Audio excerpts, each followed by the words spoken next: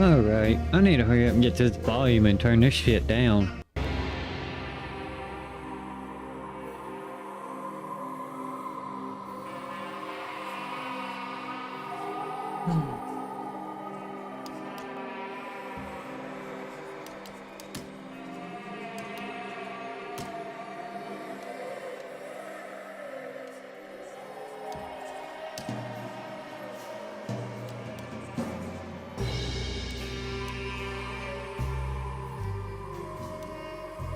Alright, I think that's good for the time being.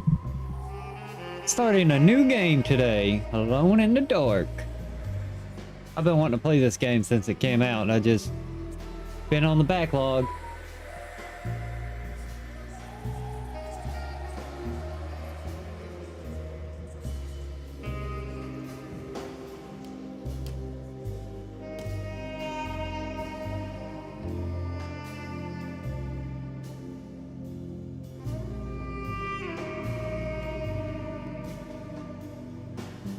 Alright.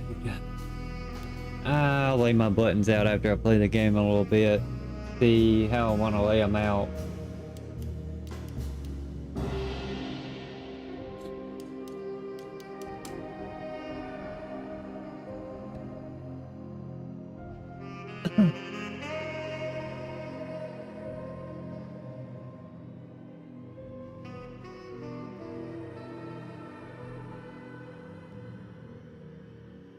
Ranged attack opportunity.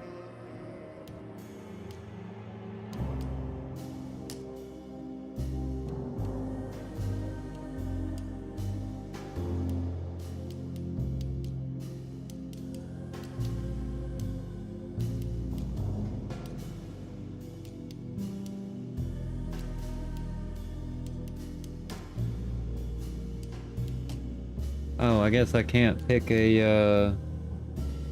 any of the other settings. Alright, got a new playthrough of Alone in the Dark.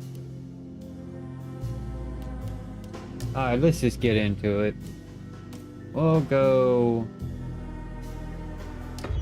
just go modern.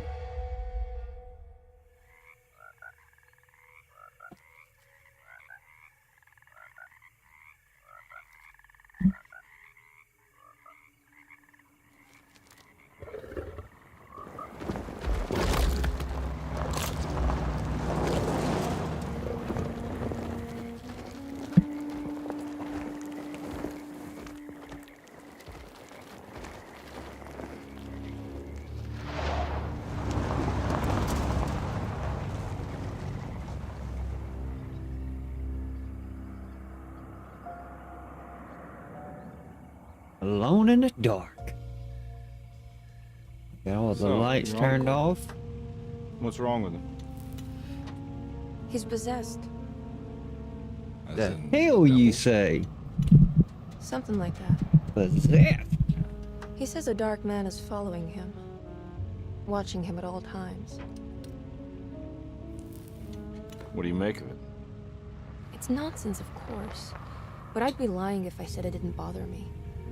You see, it runs in my family. Possession? No, Detective. Deteriorating melancholy. Practically every member of the Hartwood family is driven mad before they grow old.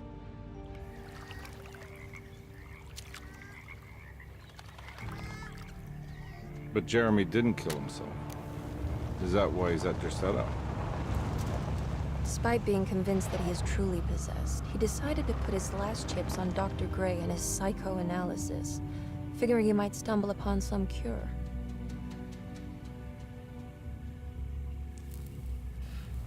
You mentioned the letter.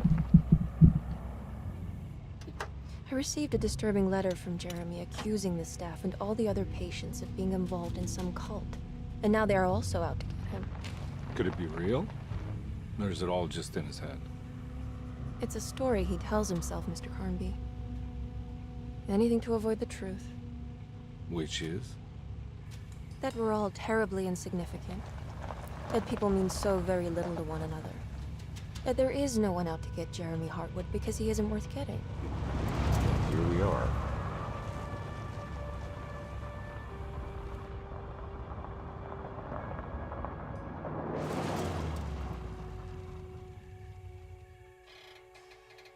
uncle's not well, Mr. Carnby. I want to make sure he's all right. Then what's my part in this? You couldn't get a cab? I just wouldn't feel safe going alone.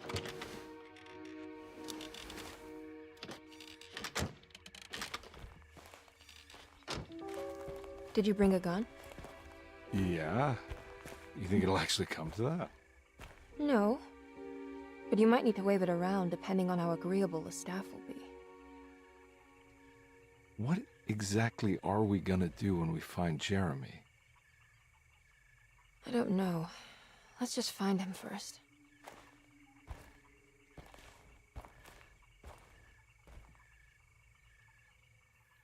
Okay, we got character selection. Edward Carnby. This has a good scenery to it. It does look like Louisiana. I've been to Louisiana. Crazy ass state. Man, is it a crazy ass state. Let's go with Carnsby on this run.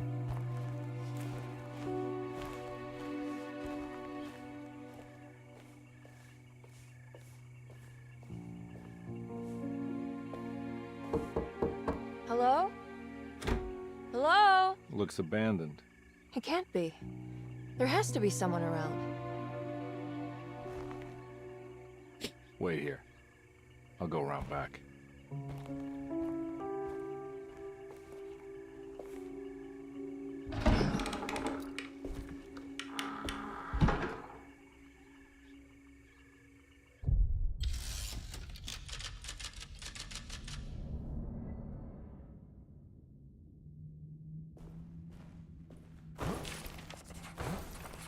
Alright, let's dodge. Let me go ahead and controls, so R1 is melee.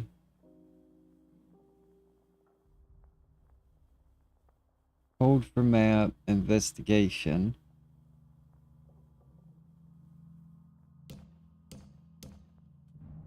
Let's just put dodge on the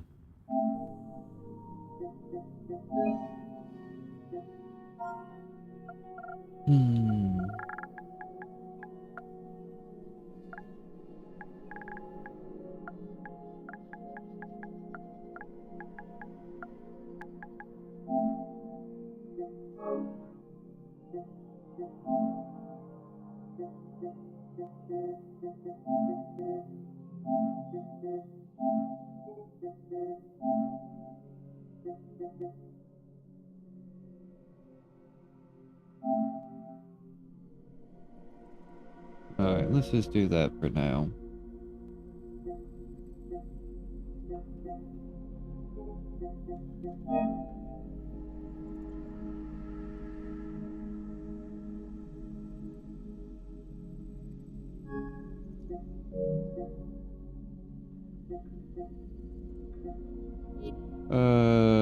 Okay, so let me change it to this. There we go.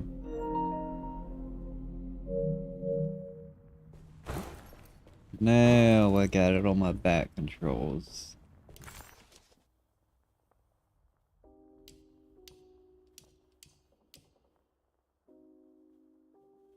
Lasting debt.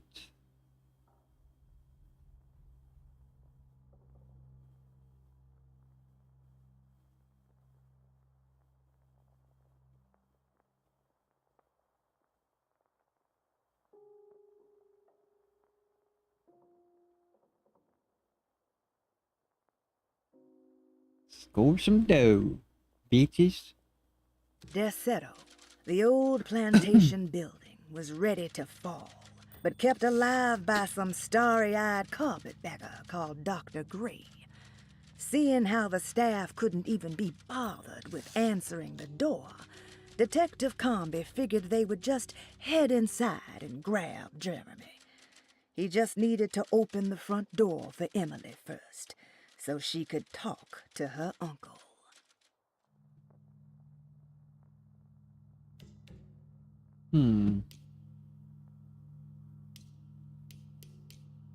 What are these damn collectibles?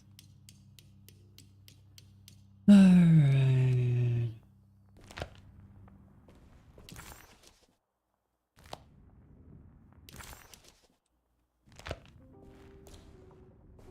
Alright, already got my gun.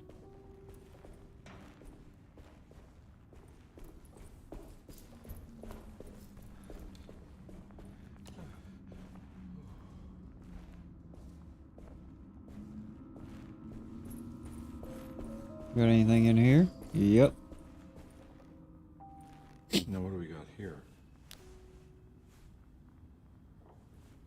What's that, a lighter? Flashlight. Kitchen garden key.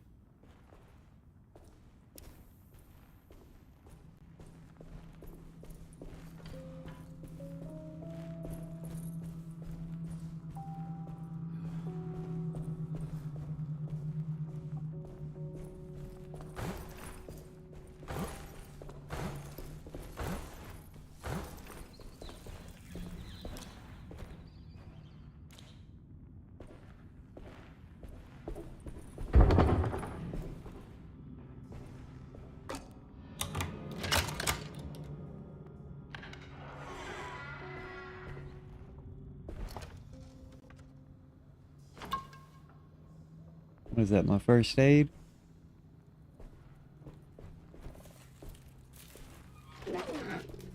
Look, I see eyes in the bucket. Where'd the eyes go? It just disappeared.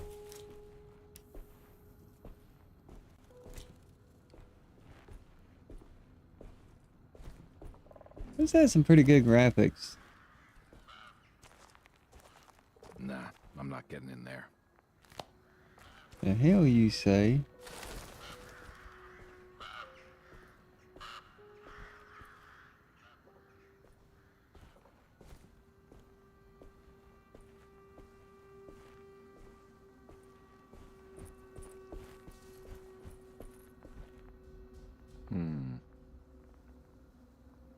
I'll get something to fish that out, I guess.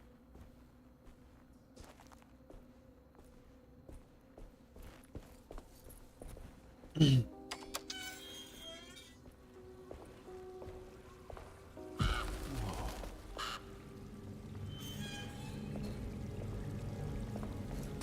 one big tree. Looks like a conservatory. Housekeeper's key.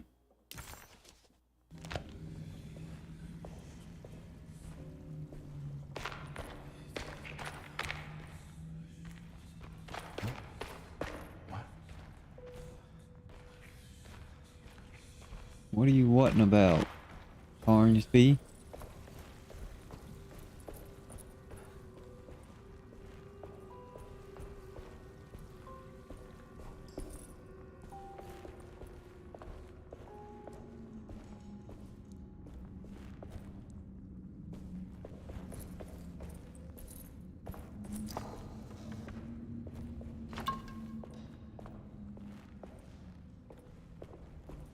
Alright, let's go try down here.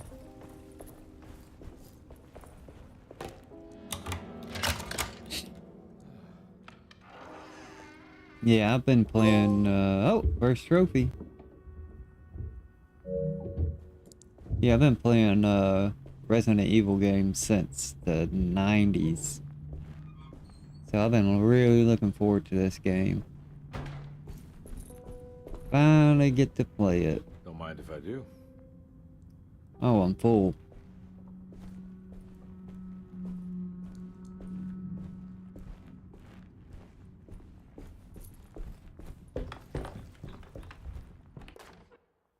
Every day your silence weighs a little heavier. It's been a difficult year for everyone, and many have lost all hope. I read in the papers about people suffering. Pictures of dust-covered landscapes without a drop of water. I wish I knew if you were still tending the earth or if you had turned your back against us. I have started to look for help elsewhere. I pray you will tell me if I am going down a path that you find disagreeable. With help from Baptiste and Charlotte, I found comfort in the practice of the voodoo. I have long been skeptical of that Caribbean cult, but it's been of good use to me. It seems all harmless in my book. I say some words dreamt up by the Creoles, and I carry around a small pocket of gree-gree. Nothing of this is mentioned in the Bible, of course, but the French Quarter priestess tells me it's all connected. She says the Christian God is just one more perspective on the creator of things. That's what I like to think, but the other way around, that the spirits of her faith are just aspects of you, our Heavenly Father. I am so grateful for the words you gave Mr. Hartwood. We will sing your praises at St. John's Eve. The world will be blessed soon again. Only the sacrifices of the Old Testament compare to your demands. Let it be the truth. A mother of earth, wood, and dirt. A mother of 1,000 young. Sacred sand, $1. Black cat oil, $1.50. Devil shoestrings, a quarter. That makes $2.75, madame.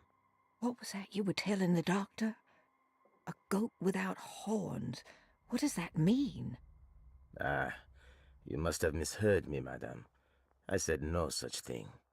Please, I know I don't look like any of you, but I'm devout. I'm ready to do what it takes. Do not be so eager to sacrifice the few things you have left, madame.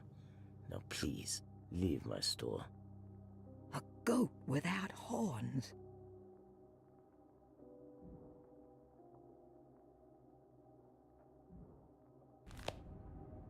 Crazy old lady. Got some more ammo.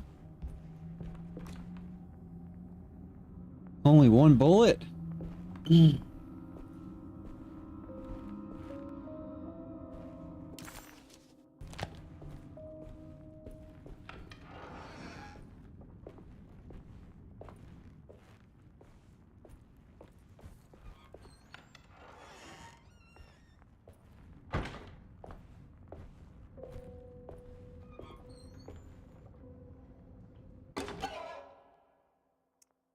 Rat poison. What was that?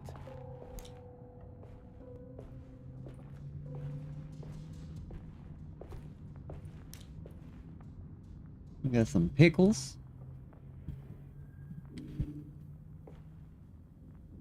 Got some salmon. What does that look like? Cinnamon sticks in there or something?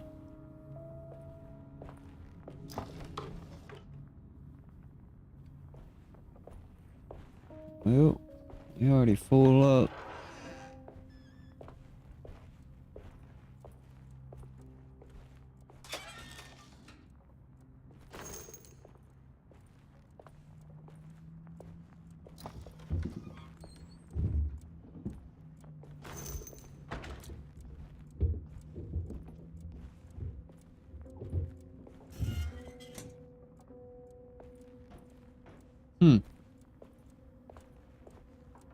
I wonder what that was for.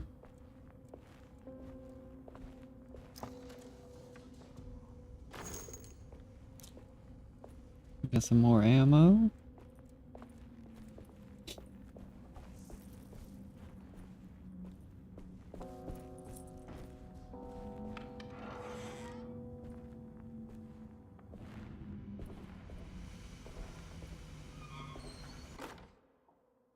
Please do not touch the boiler.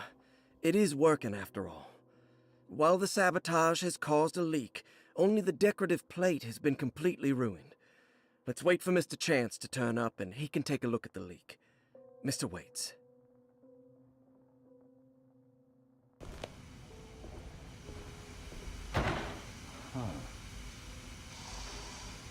Looks like we're missing a couple boulder pieces. And a broken valve.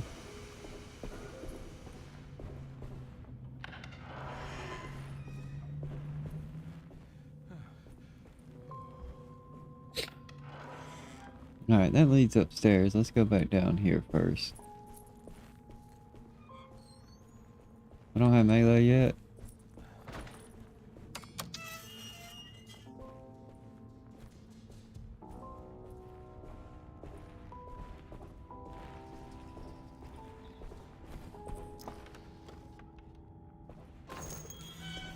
And some more ammo.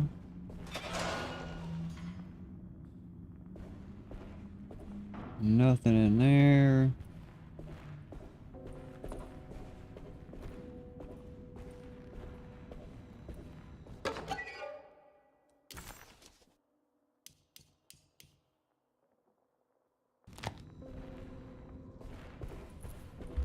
Need the key. Need the key.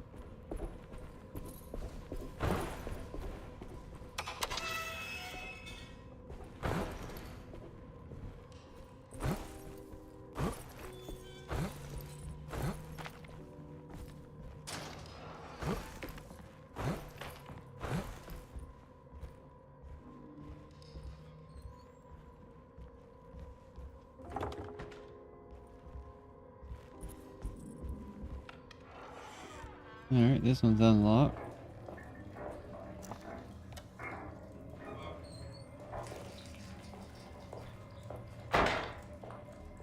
Wish these doors would quit closing back.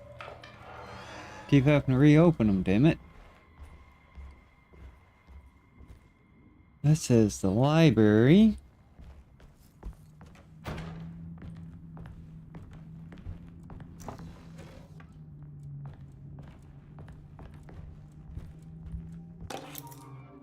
Sunday, June 22nd. I spent all day looking for Jeremy. I should have cared for the others, but I'm scared that he will do something irreversible. Cassandra is upset that I didn't give her the latest shipment of pain medication that Waits brought from the post office yesterday. I would have given it to her, but the company didn't send a new key this time around, so the box is just sitting there on my desk. They must have figured we had plenty of their gimmicky keys by now. I only remember seeing one lately. Grace was playing with it inside the grand parlor. Unless it turns up by itself, it will have to wait. I have to figure out where Jeremy is. I think Jack knew something. That dog of his found a strange rot permeating the house. She's showing us, he said. Like those blots and streaks of fetid rot was talking to him.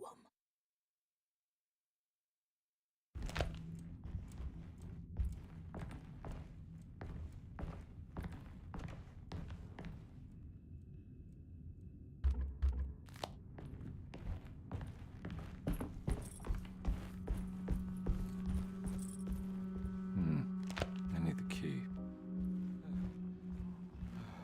I need the key. Need a key too. It's wedged shut.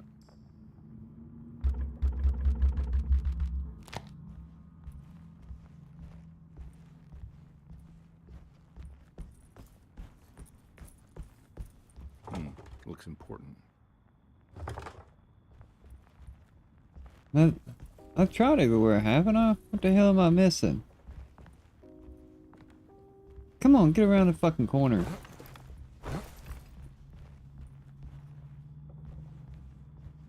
Fuck me, game. Why the fuck does he stop running so much? Did I, go a certain way I wasn't supposed to go?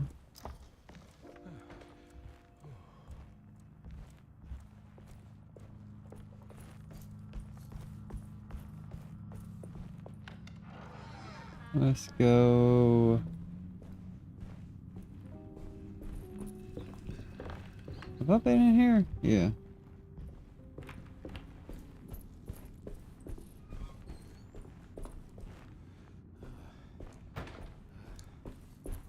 Wonder if I'm supposed to go a different way out here.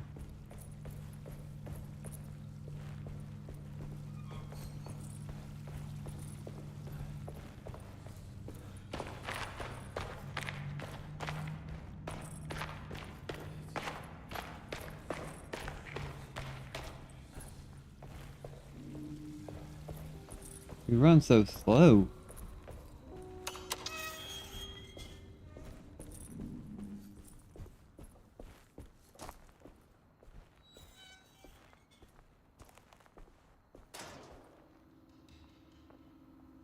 Oh, that's one of the pieces.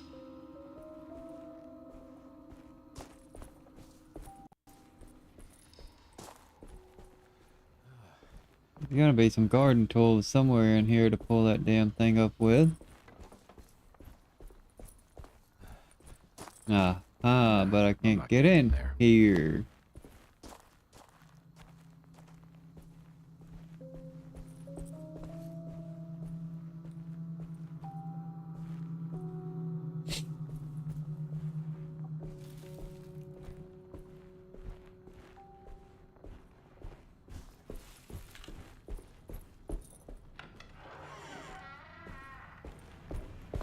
I wonder if I'm supposed to go back out if I didn't find a way.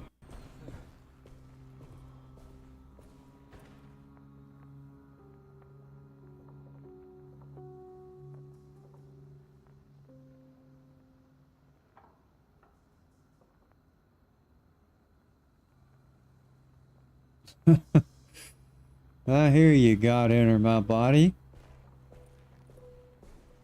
Quite the tale you have there.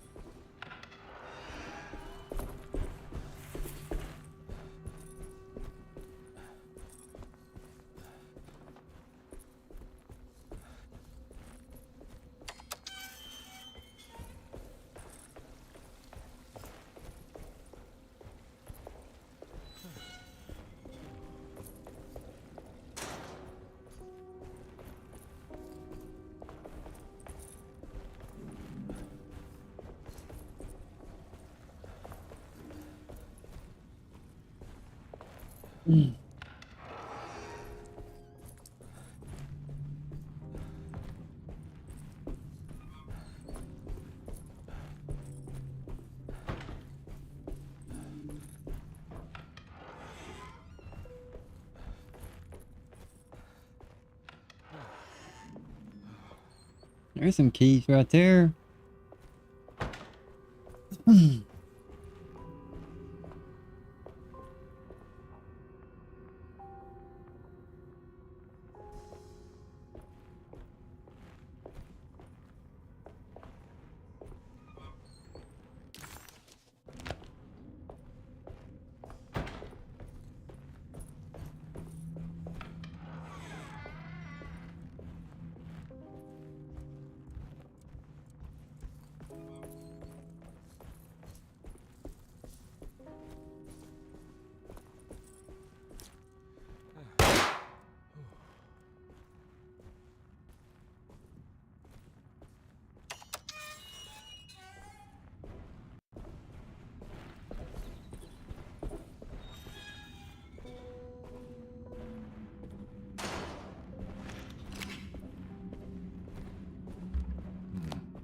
need the key.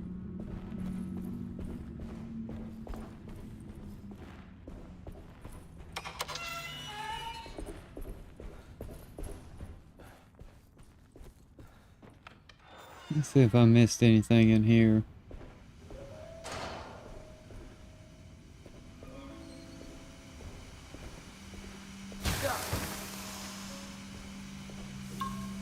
Boop.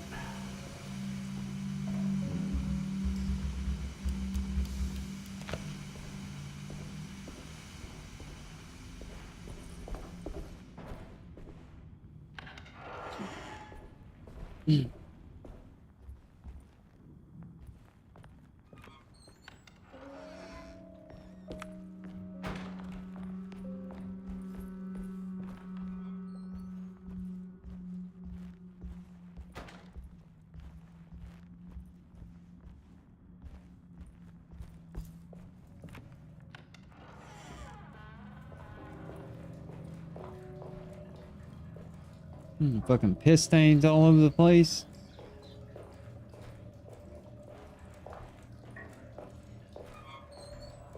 Don't you close that fucking door.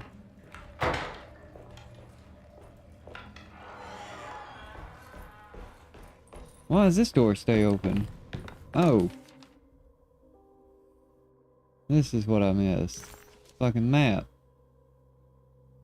That's probably why it won't let me progress. That's right, I missed the fucking map. Great, Piazza Kia. Nice. Piazza Kia. Piazza Kia. Give it a here. Alright, let's see where the Piazza key goes. Maybe here? Yes, it goes here.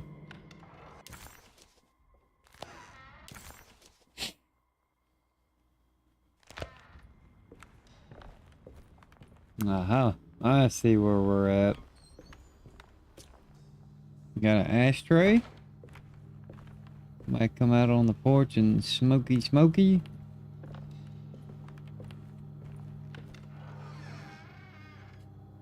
I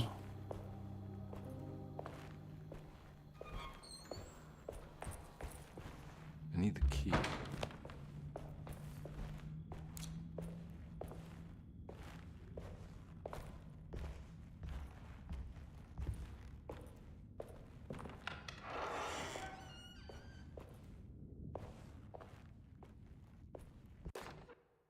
The Great Depression.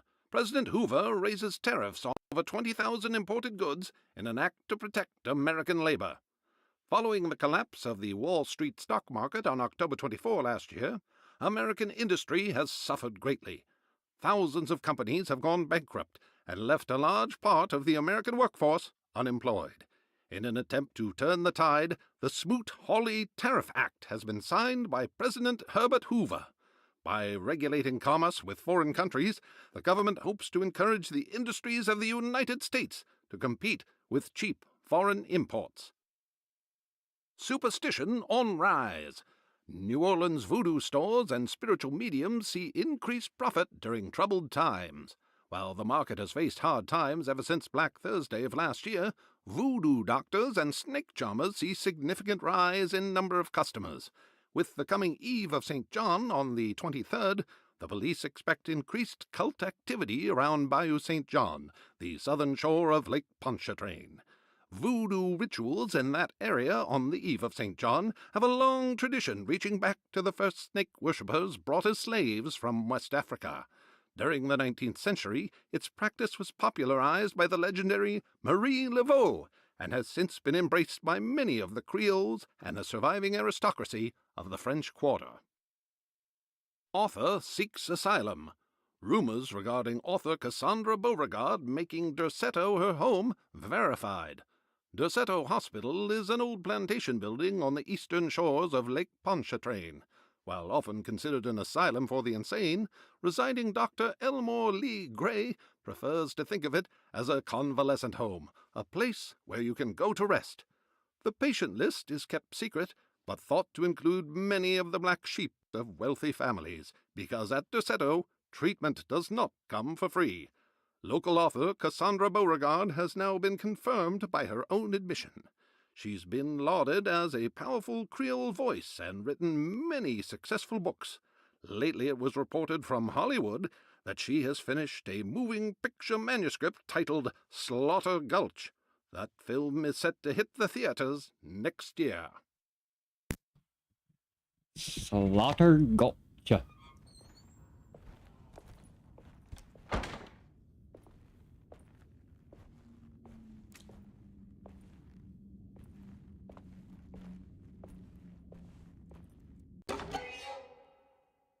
Rubber stamp.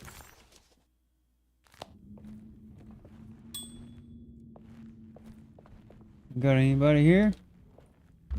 Need a key. I need the key. This ain't where I came in, is it? Nope.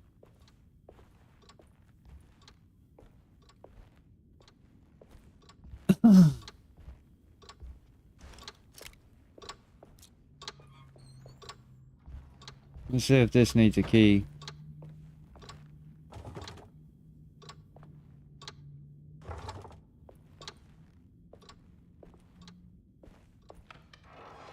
Okay, that drives me crazy. Why do the doors shut back like that?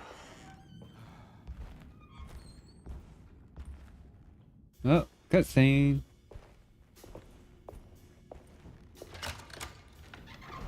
Thanks. What are you doing? Who are you? Who are you? Oh, pardon me, excuse me. My name is Edward Carnby, private investigator. I hope you don't mind we let ourselves inside. I do mind. This is private property.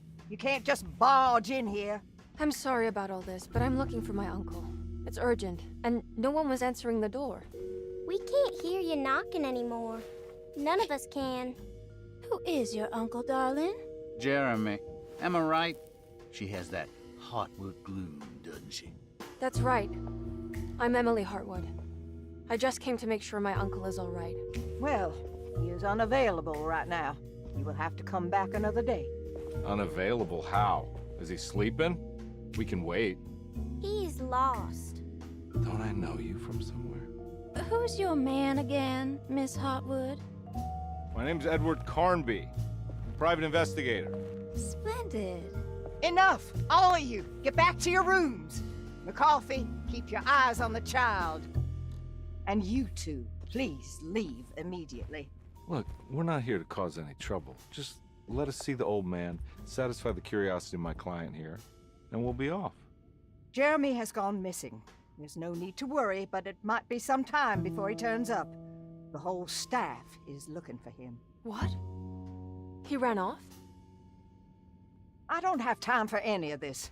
Please, come back tomorrow. All right, in that case, we'll just wait in his room. You don't mind, do you? It's upstairs, right? Wait, you can't. Don't worry, we'll be discreet. In the corridor. It's the first door on your left. I'll tell Dr. Gray you're here. Excellent. Thank you, madam.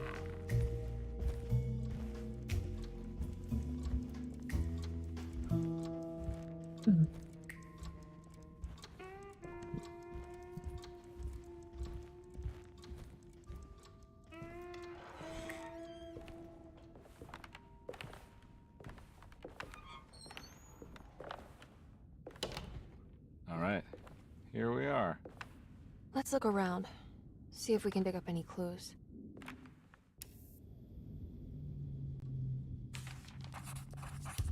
What was that little glitch about?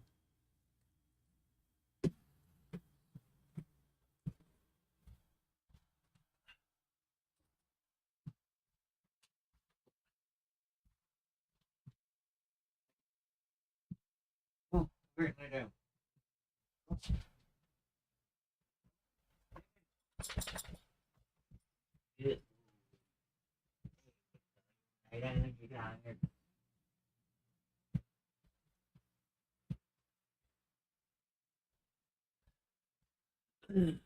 Spoiled rotten dog. Had to get him up in the bed.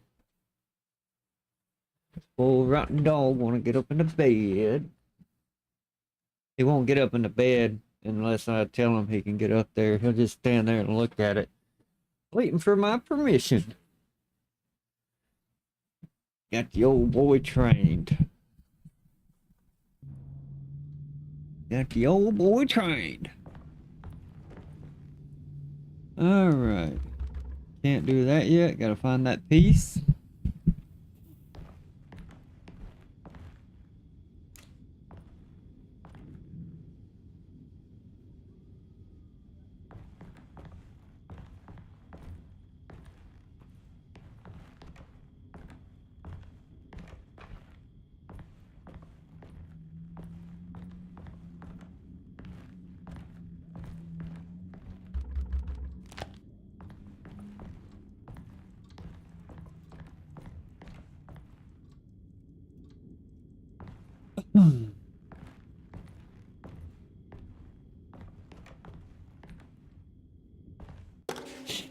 Every night the dark man stands opaque at the threshold of my room, counting the days until my spirit spills out of my tired shape. Only his pallid mask shelters my remaining sanity. Staring directly into the face of that demonic sultan would surely sunder time itself. Would he have looked the same to my father as he struggled for his life? Does his veiled face haunt my niece quite the same way? I wish so that I could rest my soul in that sunburnt convent of Tarawea. Would I find you there, Juan? Or Senora Perosi, back from the beyond? Every night I hide from him, moving from one misshapen memory to another.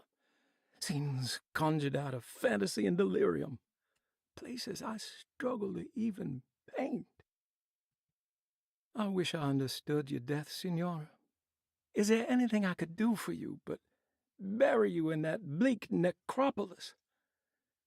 That triumphant chapel rising above the ledges and the oven vaults shall be your sepulchre, where you may rest, and I shall weep. 1 of 5. Oh. How did you first come to understand such things, Senora?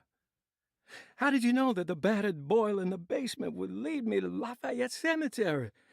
Or how the old upstairs clock, with its astronomical motifs, would take me to that hateful mound outside of Claremont Harbor?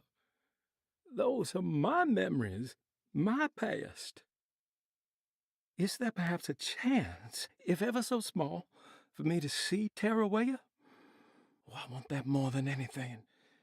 Please, let my talisman take me there. Let me sit with Juan under his Bodhi tree. Despite having sold me that talisman, Miss Jackson, the voodoo priestess, revealed none of her secrets to me. That's why I had to travel to Tonka.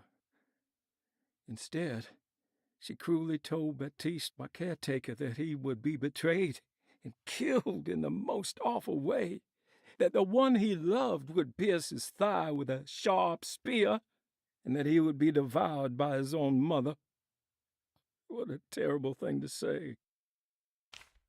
The people of Deseto are becoming dangerous. They do not understand what they are doing. I must do something to stop them. I tried talking to Dr. Gray, but he confuses my worries. He's caught up in treating me. How can he expect evil to be cured with medicine and conversation?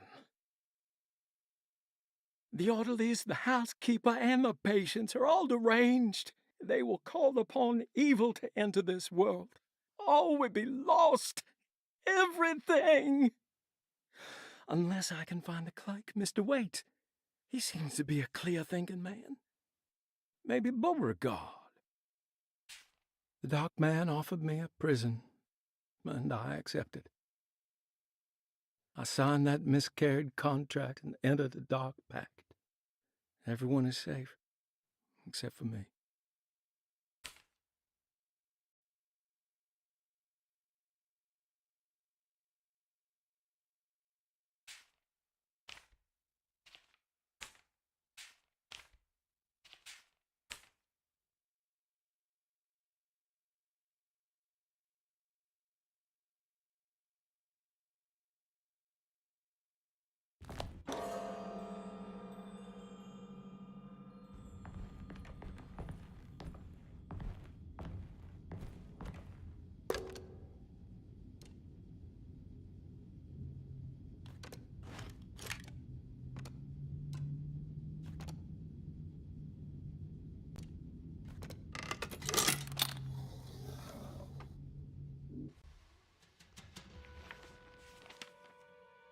Hey, you know anything about this? Looks like some sort of talisman.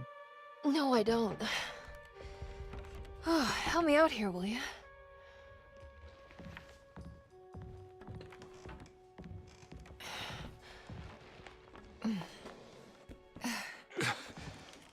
I would kill the guy to throw some of this stuff out. I'd be crazy too if I had this much junk lying around.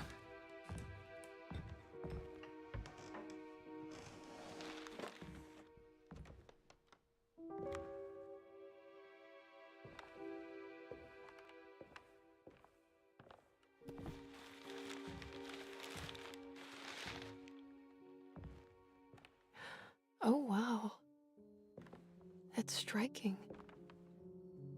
I want to save this one.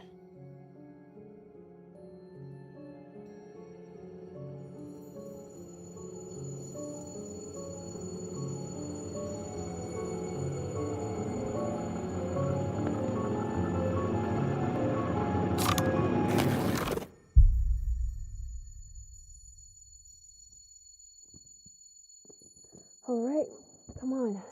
I want to go see Dr. Gray.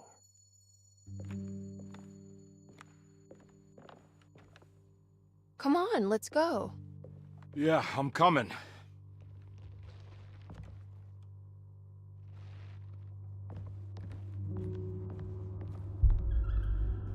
Miss Hartwood. Emily?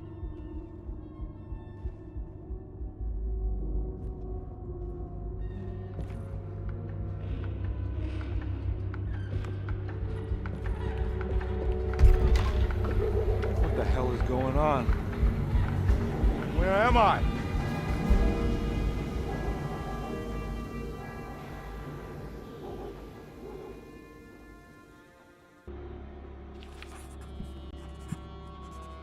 Oh, he's off in it now. Detective Carnby couldn't believe his eyes. The French Quarter scene before him was dark and sinister. The only sign of life he could see from Jeremy's balcony was the light coming from a lone corner store. Jeremy had gone missing. Desetto, the old plantation building, was ready to fall, but kept alive by some starry-eyed carpetbagger called Dr. Gray.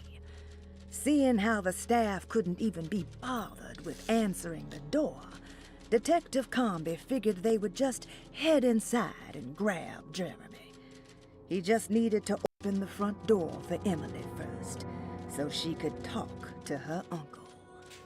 Jeremy had gone missing. The housekeeper said the staff at Desetto was looking for him, and that Detective Carnby and Emily should come back tomorrow.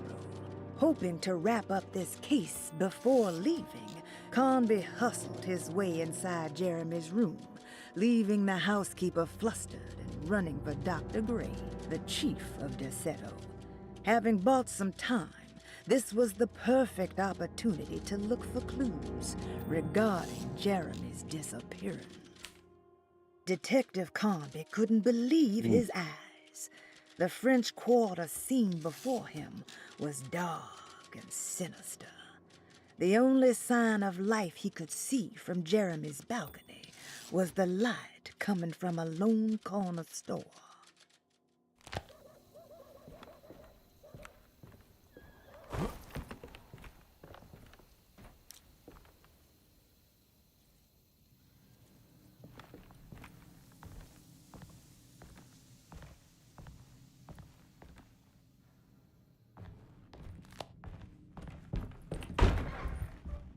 Oh, I can bust open doors now? Hell yeah.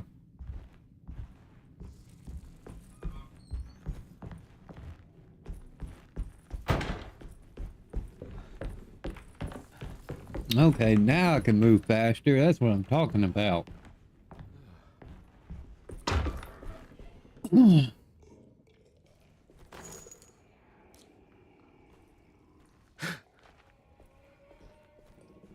What the hell is going on here? Am I fucking stuck? There we go. Ah!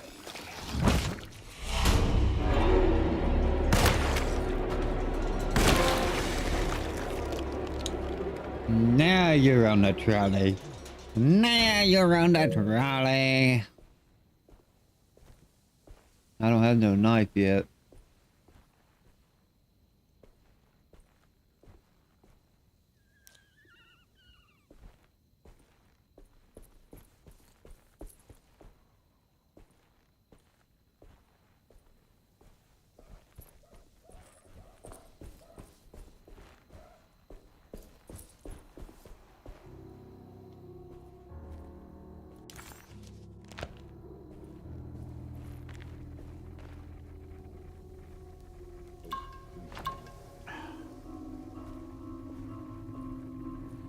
go that way.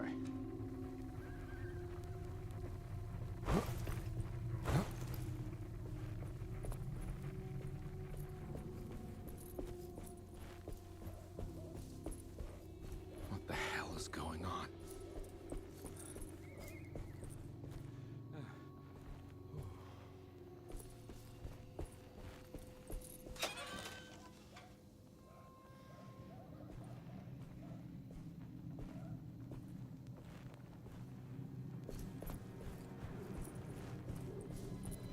I can't go that way.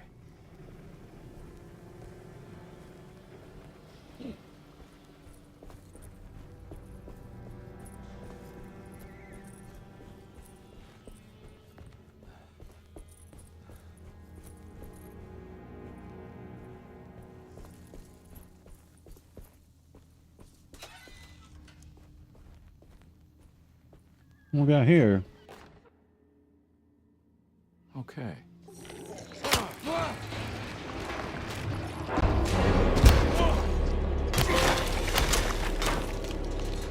Come at me.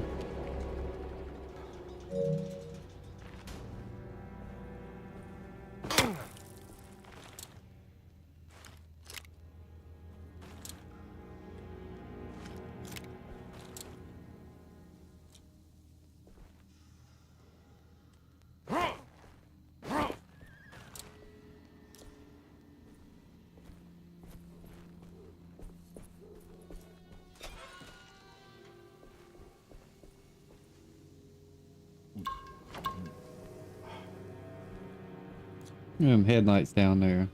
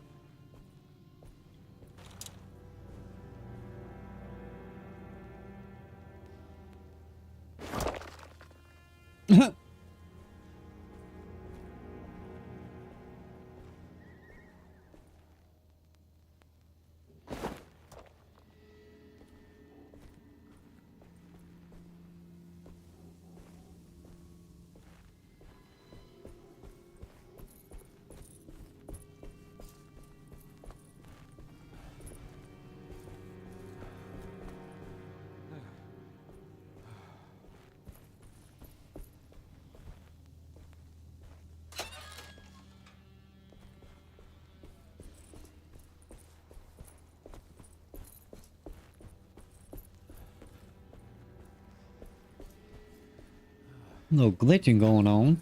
What is this? Oh.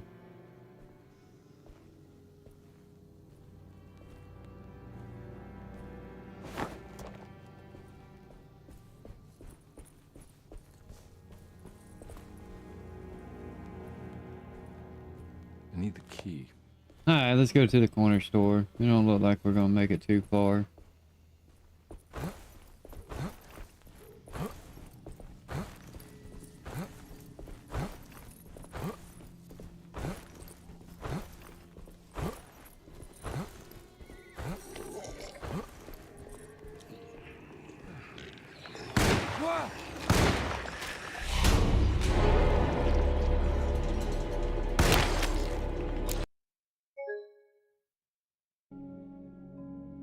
Are you fucking kidding me?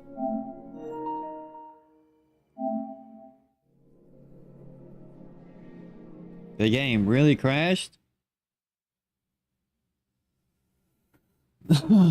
Is this game really that fucking bad?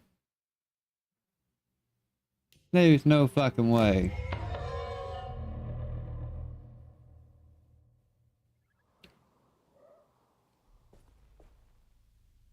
There's no way. Is this where I fucking came out? Put me all the way back here? What the hell is going on?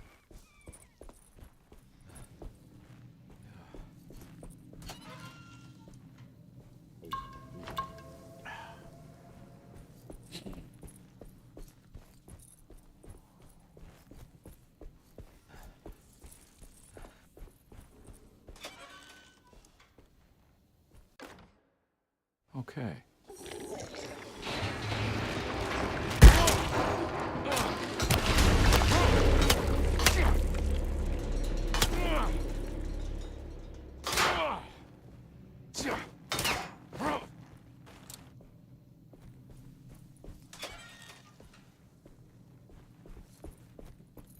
Alright, let's just go into this fucking corner store.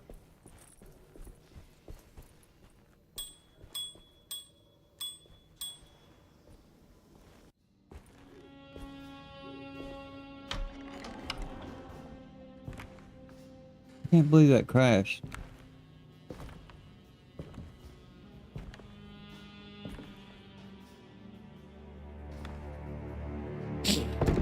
Whoa! Don't let them get inside, Carnby.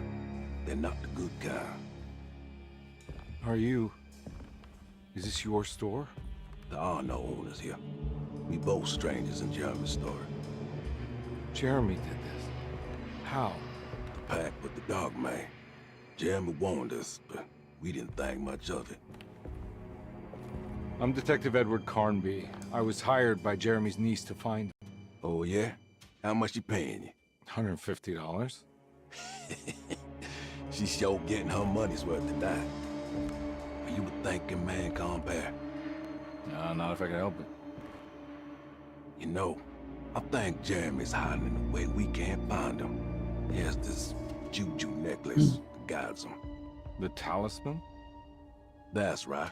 It's some magic charm he got from Miss Jackson down the street. The voodoo priestess? You know surprising things, Carnby. Yeah, the Mama Loa. Here, take the key. I locked the gate to save her place from all the ghouls and goblins getting inside.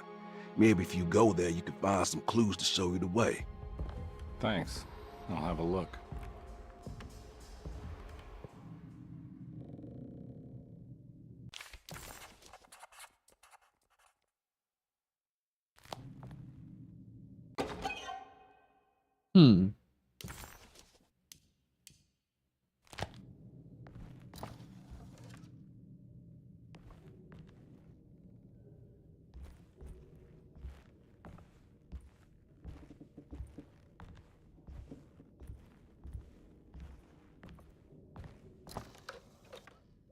Open sesame. What you doing over here?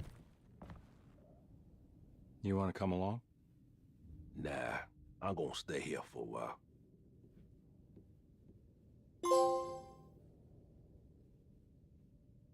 Aim your gun at a human being. Oh, I didn't even wave it at him. I was trying to, but the cutscene wasn't up.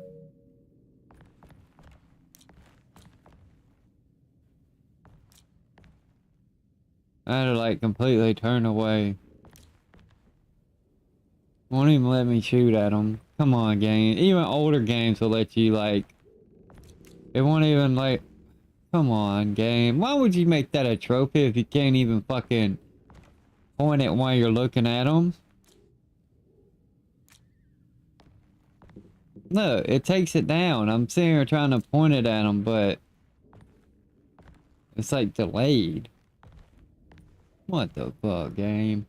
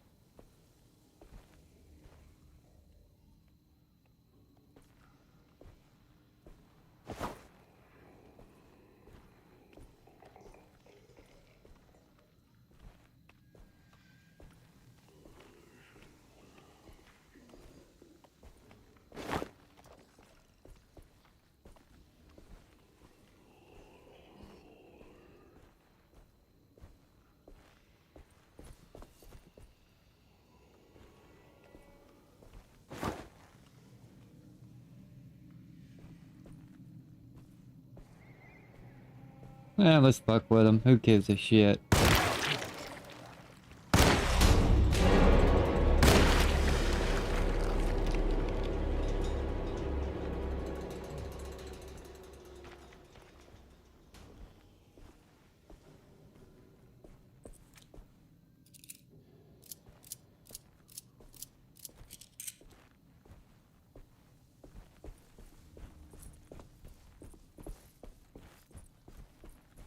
Oh, there's that gate I came out of.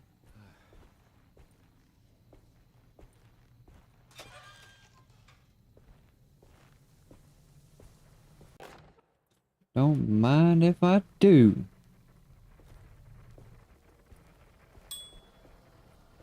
I can't go that way.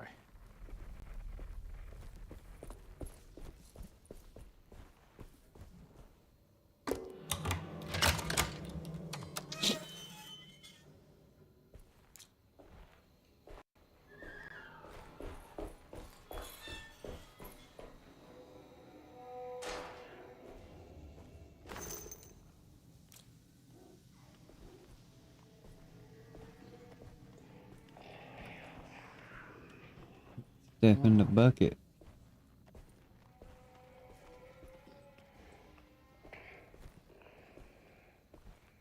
I hear some enemies.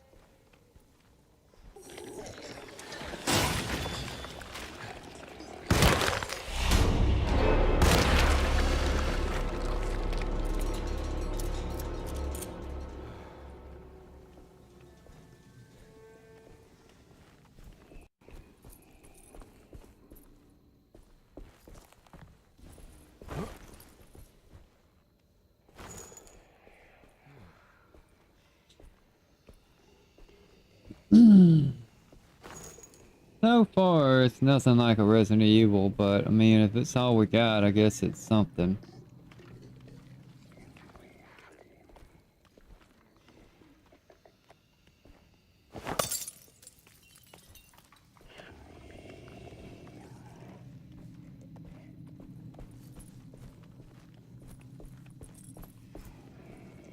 Can you not store throwables?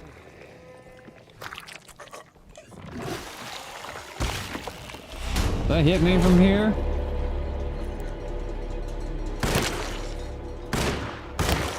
How did that miss?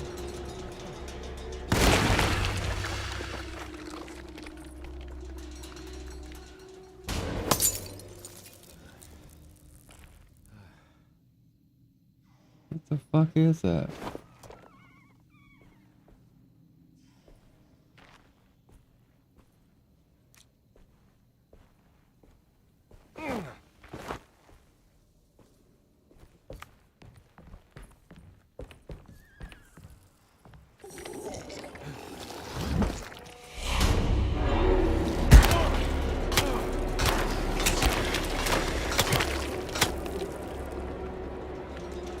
That felt janky as a mug.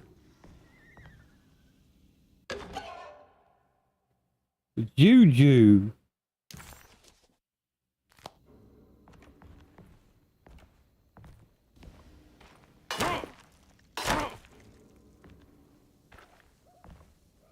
Man, I hope Silent Hill 2 ain't like this.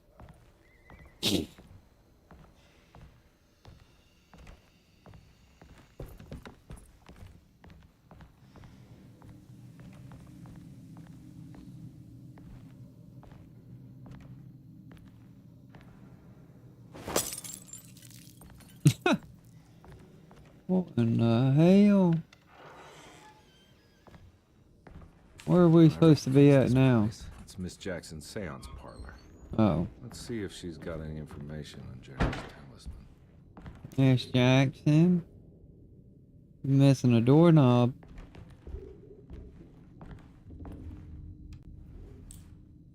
It's the talisman, like the one in the painting. In between there are doors, you say.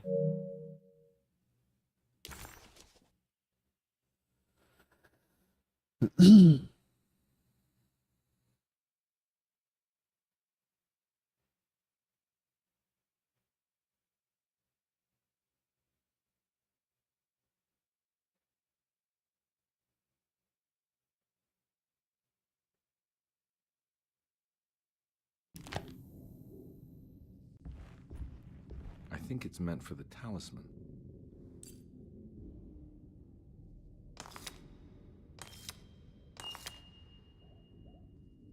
I think it needs numbers, like coordinates. Maybe there's something in Jeremy's notes.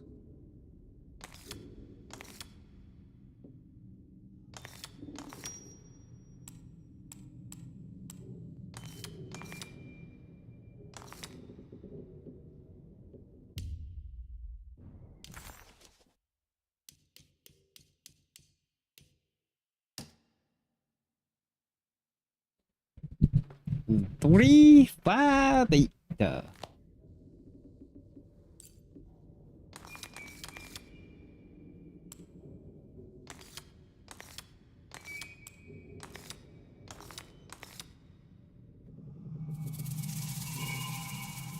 It's showing something.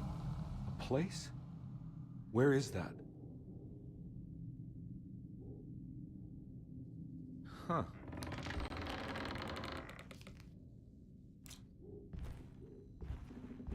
Come on out, bitch. I'm ready for you.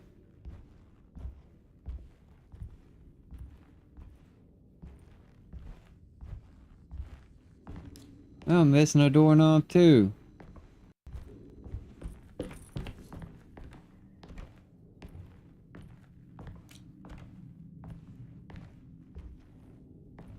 Alright, at least this one has a doorknob. Let's go see what's up. Detective, I was wondering when you were going to show up. Mrs. Thompson told me you were here. I understand you are working for Jeremy Hartwood's niece. Yeah, I guess so. I mean, you're not wrong. We came here for her uncle. I just didn't expect... I didn't expect this. You are Dr. Gray, right? That's right. You don't happen to have some identification, Detective. I'm not keen on having strangers prying into my business. Oh, Detective Edward Carnby, Decatur Street, New Orleans. Enjoying the Vieux Carré, Detective? Those old French quarters, the voodoo people, the gangsters. I'm sure you live an exciting life. Well, that's not quite like the stories, Doc. Just trying to make a living. Aren't we all making a living? Well, welcome to Deseto, Detective. I hope your time here will be useful. Now, what can I do for you? Why don't you tell me where I can find Jeremy Hartwood? Why wouldn't that make for a short visit? I wish I could tell you, but I'm afraid I don't know. A drink, Detective? Anything brandy. Oh, you do belong in the French quarters, Detective. Armagnac or cognac? You know, just give me the cheap stuff. I'm not much of a connoisseur. Having low standards is not a virtue, Detective. Let me see if I can broaden your perspective. What can you tell me about Jeremy? I wouldn't want to go into details about his condition. Doctor-patient confidentiality. I'm sure you understand. Sure, but he is crazy, and he's gone missing. Why? Here, try this. Ooh, it's good. Got a bite? It's called a sidecar. The trick is not to be afraid of the tartness of the lemon. Then, for goodness sake, don't overdo the triple sec.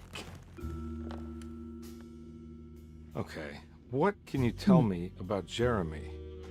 Well, let me think. He is an anxious man, constantly worried about events not presenting themselves according to his model of predestination. He complains about things not being carried out in the right order, and that some things simply shouldn't be. Is any of this helpful to you? Not really. I was hoping for some direction where to look next. I'm sorry. I have nothing for you then. You should talk to my orderlies. They have been looking for him for a while now. I'm sure they would appreciate your help. Yeah, I ran into Batiste earlier. Come to think of it, he might have given me a lead. Oh, excellent. So your investigation is already underway. I'm gonna go, but I'm sure we'll meet again.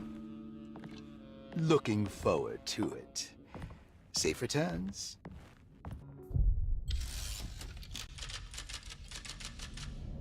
Chapter 2 already.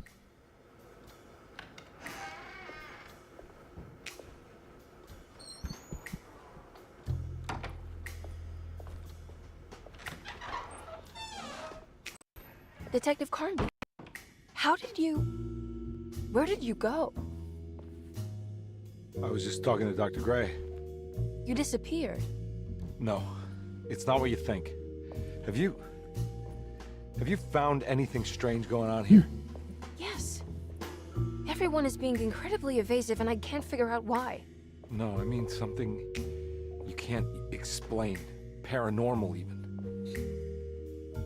Detective, I really need you to get yourself together. I can't do this alone.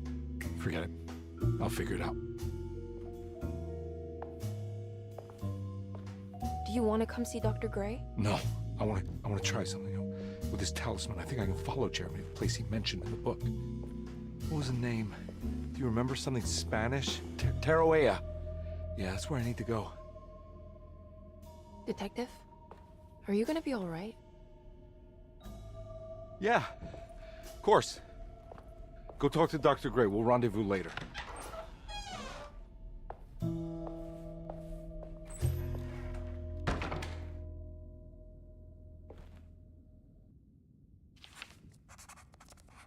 This talisman brought me back from the French Quarter in the blink of an eye.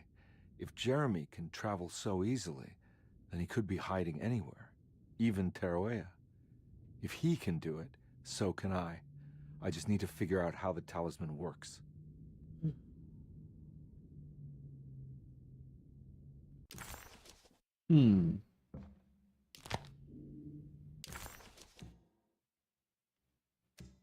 While Detective Carnby was grateful to be back at Derceto, he was eager to test his hypothesis. After having suffered through that sinister world, dressed as the French Quarter, Jeremy's writing could be read much more literally. What if Jeremy used his talisman to actually visit those places he mentioned in the book? Carnby felt certain that this was the answer. He wouldn't find Jeremy hiding inside Derceto. He would be in one of those other worlds. And to follow in his steps, Carnby would have to investigate the old clock and the boiler and find out what part they played.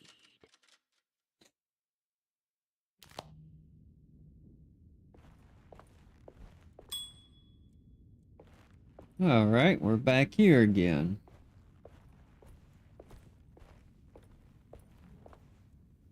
Okay, we got the key to get in here now.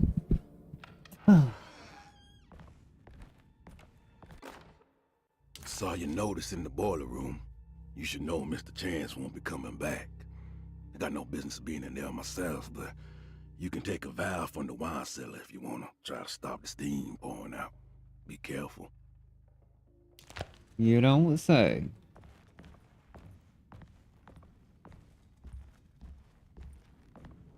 I need the key.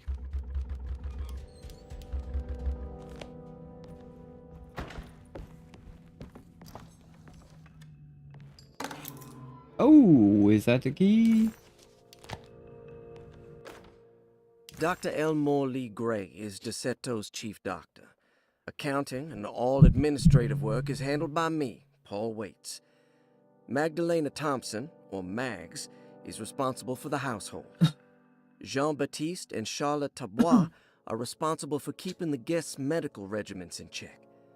Finally, Jack Chance is our gardener, who can occasionally be seen in the conservatory, but is for the most part busy outside. There are currently 6 guests at Derceto. Malcolm McCarthy and Ruth Tallant reside on the first floor. Jeremy Hartwood, Elisabetta Perosi, Grace Saunders, and of course Cassandra Beauregard live on the second floor.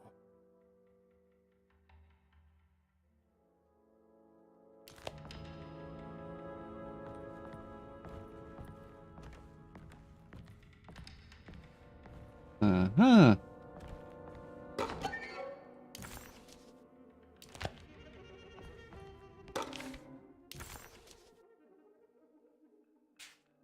Cassandra Beauregard, the beloved author. Very exciting, isn't it? What do you want to put down for reason for admission? What her agent told us. Cassandra suffers from writer's block and needs to finish her moving picture script before the end of June. Mr. Chardot suggests Cassandra's heavy use of barbiturates is holding her back and risks ruining her career. And how should we summarize her personal history? Let's keep it short. Cassandra Beauregard is a beloved crime author who managed to pull herself out of poverty and into stardom. 5 years ago, she tried killing herself by jumping off a balcony. The incident left her a cripple, and now relies heavily on her wheelchair. And for diagnostic impressions? Cassandra suffers chronic back pain following her suicide attempt. She self-administers morphine to keep herself ambulant, but has become addicted, and the desired effect is now lost. The drug abuse clouds her mind, and she is unable to focus on real life. To save herself from this insight, she instead makes up stories to fill out the gaps in her own thought process, resembling the Korsakoff syndrome. Oh, bravo, Doctor. How will you treat her? First of all, she needs to be weaned from her drug addiction, and hopefully it will resolve her compulsive lying. Then look into permanently numbing her pain in her back through surgery.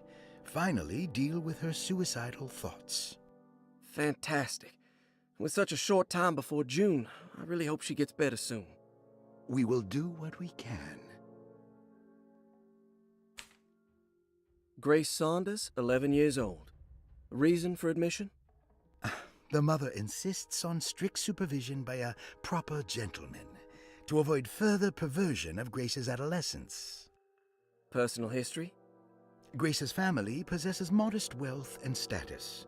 Her childhood seems ordinary, spending most of her time with private teachers and family friends. Grace's father recently passed away, leaving her mother the sole caregiver. And diagnostic impressions? Grace has trouble dealing with her father's death. She is willingly suppressing her feelings on the matter and isn't properly acknowledging the trauma she suffered. Any planned treatment? Grace needs nothing out of the ordinary. She simply needs parental guidance. Eventually, we can work on her feelings toward her father. Thank you, Doctor. I'll finish the paperwork and get her installed. Malcolm McCarthy, 54 years of age. Reason for admission? McCarthy admitted himself to Dorsetto, stating simply that he needs some damn rest. And personal history? McCarthy claims he used to work as a lawyer in Baton Rouge, but says he can't go into details because of some legal dispute. His background remains largely a mystery, except for the occasional clue that he drops in conversation. Huh. And diagnostic impressions? McCarthy is an anxious man and an alcoholic. He often tells half-truths due to some deep-seated inability to trust other people. And how will you treat that? McCarthy will take some time to open up. Spending time with Jack's dog or the child should be good for him. Their harmless nature will help build his sense of trust. Thank you, Doctor. Elisabetta Perosi, 33 years old? What should I put down as reason for admission? Well, Perosi broke into Dorsetto and was found wandering the grand parlor. She was confused and suffered partial amnesia. She insisted she belonged here and offered to pay for her stay. Right. What do you make of her story? Perosi claims to have been a member of the Astarte artist colony some 20 years ago, a claim that seems contrafactual due to her young age. She looks to be and even thinks she is 33 years of age. That would make her a child at the time. It seems fair to say that Perosi's story is untrue, deliberately so or not. Diagnostic impressions? Do you have anything? Perosi's story is peculiar because she retracted her story about the artist colony. She no longer claims to be the same person as Elisabetta Perosi. However, my staff's research has confirmed there was a Perosi at that time who was in her early 30s. I suppose this case will take some time to investigate. How will you go about it? I wanted to contact the real Perosi, but it seems the whole colony disappeared one night. September 29th, 1915, during a hurricane. I will have to take it slow and figure out what this spell of impersonation could have been. Oh, I'm sure it will all clear up eventually. Thank you, Doctor. Ruth Talon, 29 years of age. Reason for admission? Ruth's father wishes that his daughter be removed from New Orleans nightlife for the foreseeable future. He fears that her overly free spirit is tarnishing the family's reputation. Sounds simple enough. Personal history? Ruth comes from considerable wealth. Her family owns several hotels and restaurants. Unlike the rest of the family, her sense of adventure has taken her around the world, including France during the Great War as a photojournalist. The last decade, she has provoked many rumors of being a debauched flapper, bordering on nymphomania. And diagnostic impressions? Despite her father's frivolous reasons for her to be admitted, Ruth does seem to provide an interesting case. She is refreshingly open and doesn't shy away from talking about her life during the war or her continuous celebration after returning to the States. She is admittedly a sexual deviant and feels no remorse. And her treatment plan? Simply staying at Derceto should do wonders for Ruth. If not, at least for her family's reputation. Ruth doesn't need to change, but with therapy I might be able to share with her some sympathy towards her family. I doubt she will settle down and become as dull as the rest of them, but at least she might try to be more discreet in the future.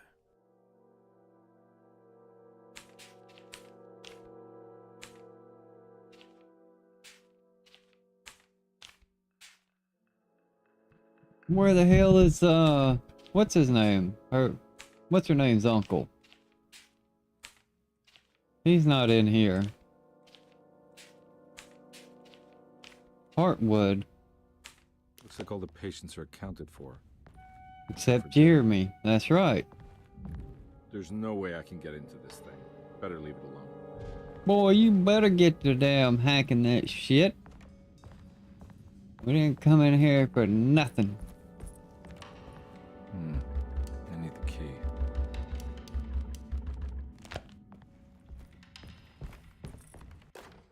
Paul, you're right about the plates on the boiler and the clock.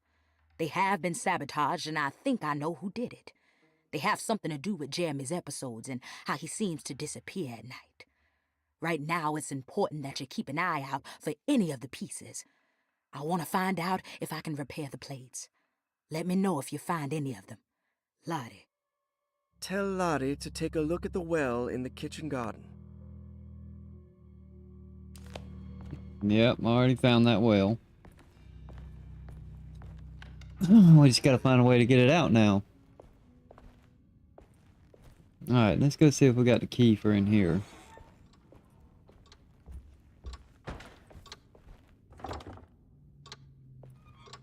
I don't even know what that symbol is.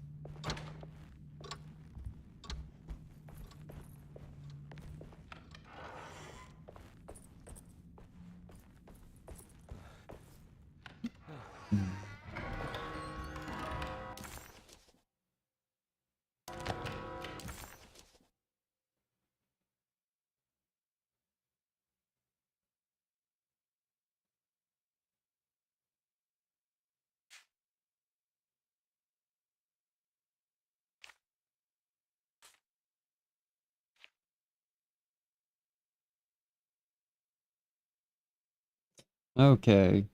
Bolted, unlockable, locked door. Explored, completed. Puzzle.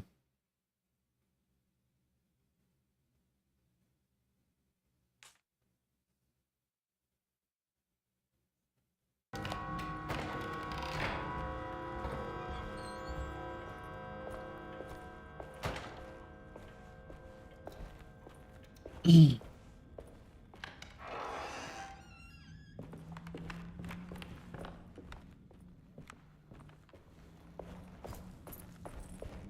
need the key.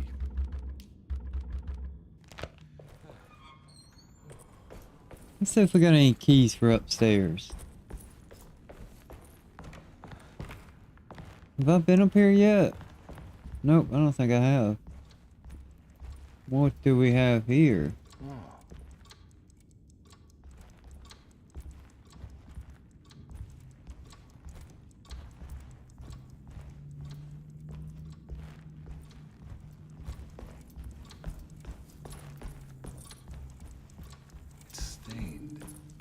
Looks like some... I need the key. Okay, that's room 6. This must be the clock that shut. Looks like the plate that held the talisman in the seance room. But it's broken and missing some pieces. Oh!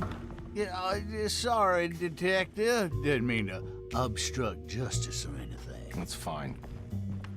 You know, I'm kind of busy with my own case of a missing person.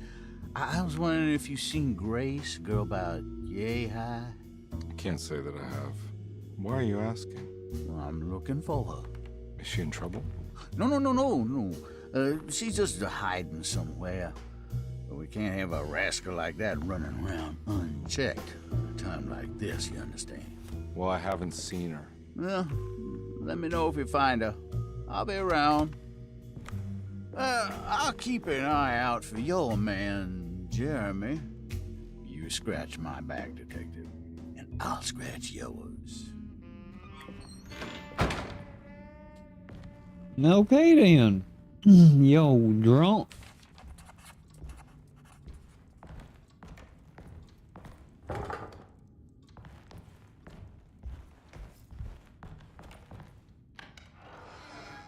Looks like everything's back to normal here.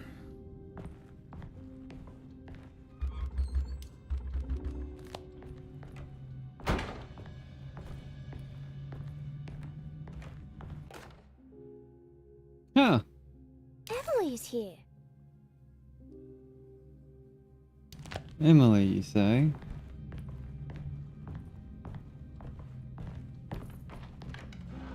Why is it going back to slowly opening the doors now? Y'all better cut that shit out.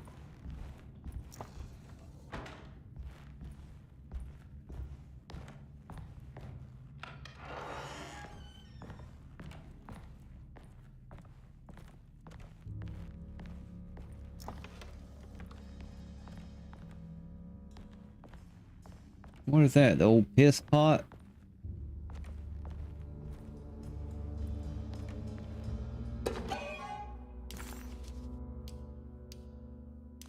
I wonder what that stuff's for.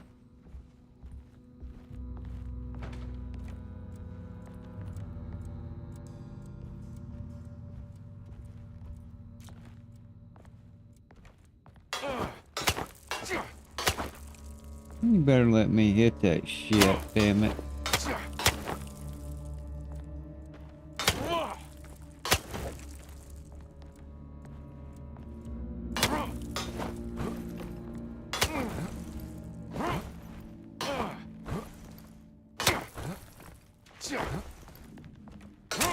I wonder if that'd be a good combat move. Dodge and swing, dodge and swing, dodge and swing. Alright, not a damn thing in there. Is this room 6? Yes, it is. Who was staying in room 6? Is that whore? Eccentric. Yeah, this looks like the whore's room. I did it. I crossed the thresholds to my intended destination without a focusing device. My talisman now knows these roads, and I have no need for the plates. I can find my way to Lafayette as easy as I find my own room. I visited the grave of my father and seen the oven waiting for me. Thank you for opening these doors. I now must summon my courage and go back to that hateful mound outside the oil rig. I hope you'll be feeling better when I return. Jeremy.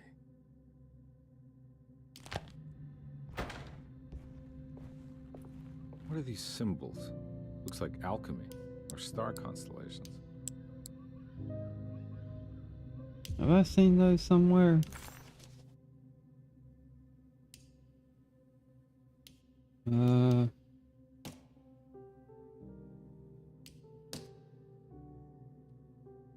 Yeah.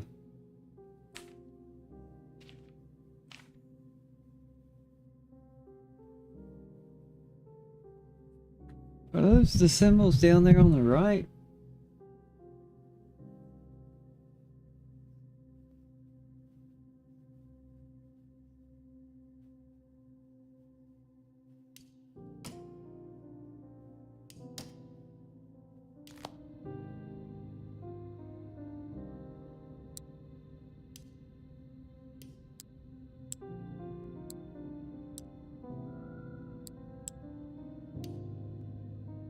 think that is. Let me go back.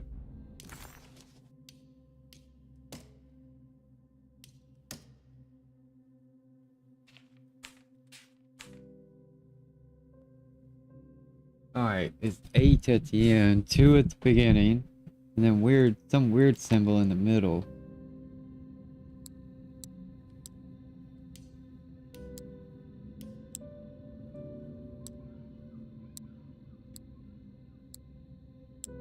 Huh.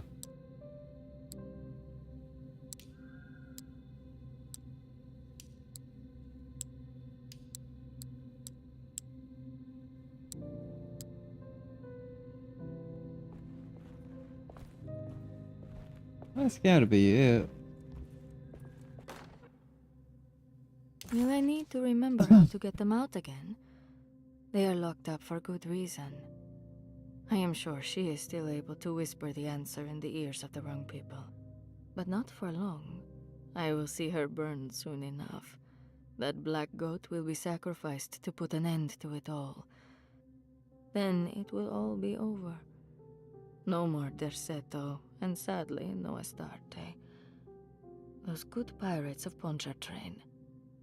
May you still sail the lake, until you find the shores of Hali. 1:11:10.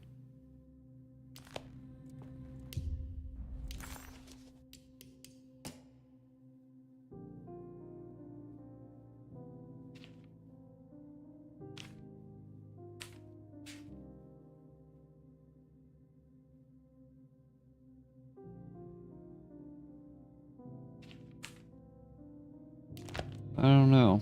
Maybe I haven't got everything yet.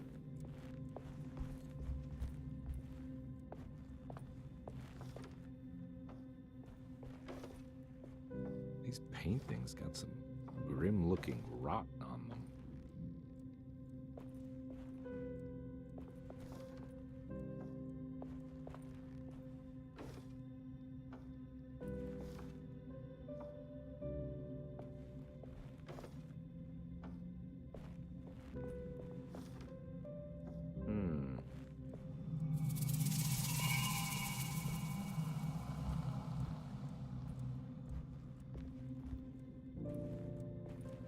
Did I just do something?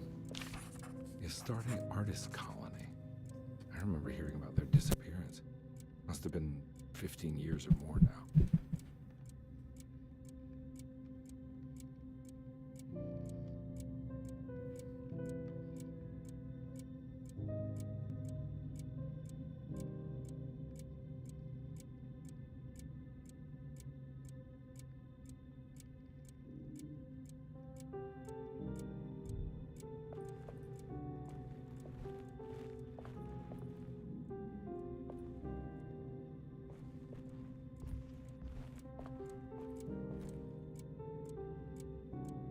Okay, I see.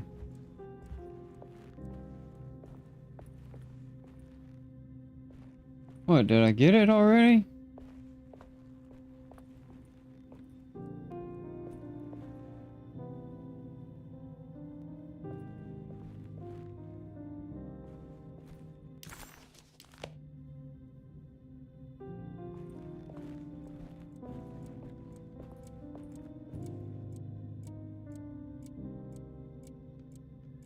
Or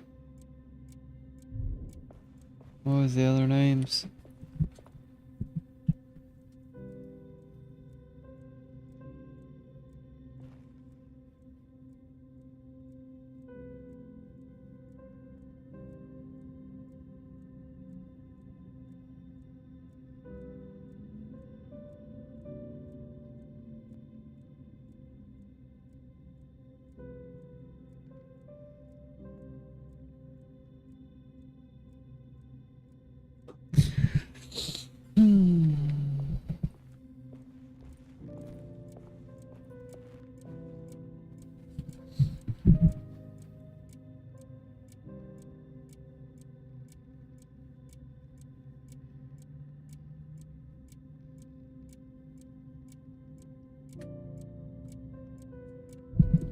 Alright, 294.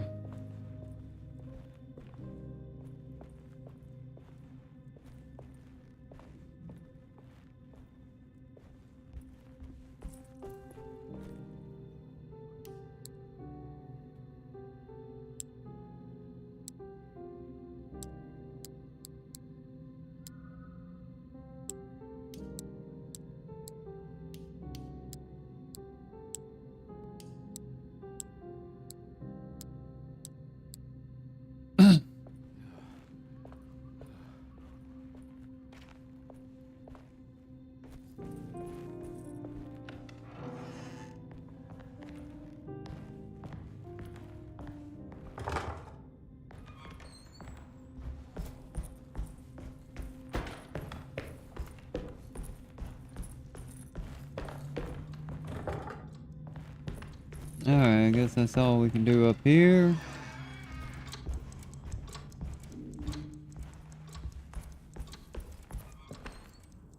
I need the key. Room 6 is gone. I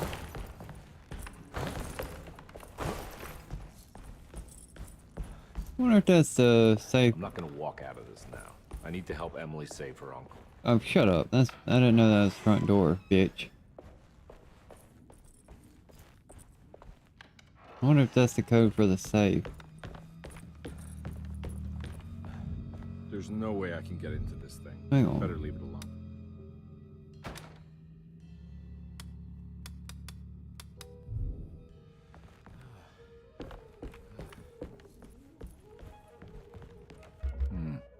I need the key.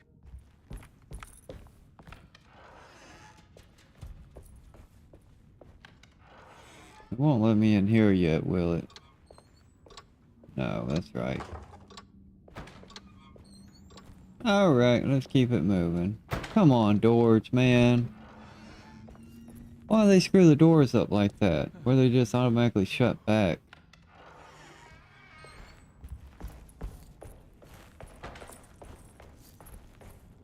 I need the key.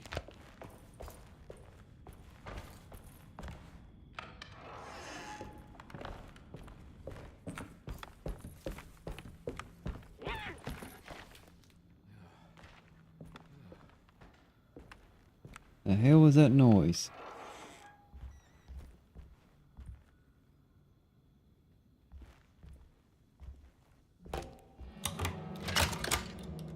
There we go.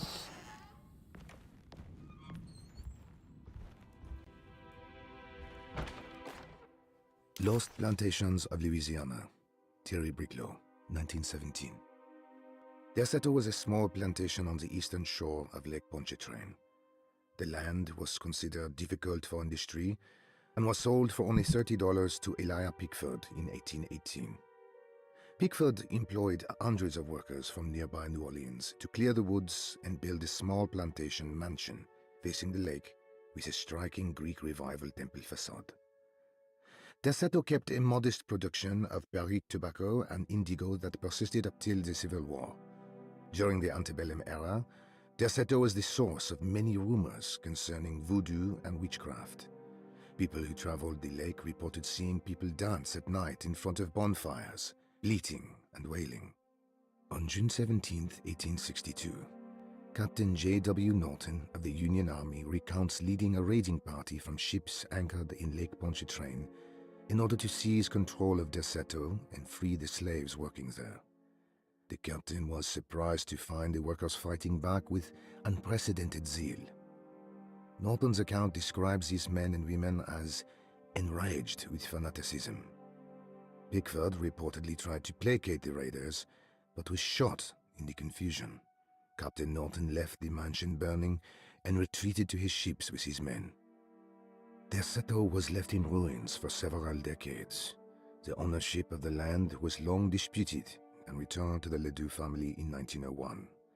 Several police reports were filed during the following years as the Ledoux tried to get rid of a camp of squatters on their land.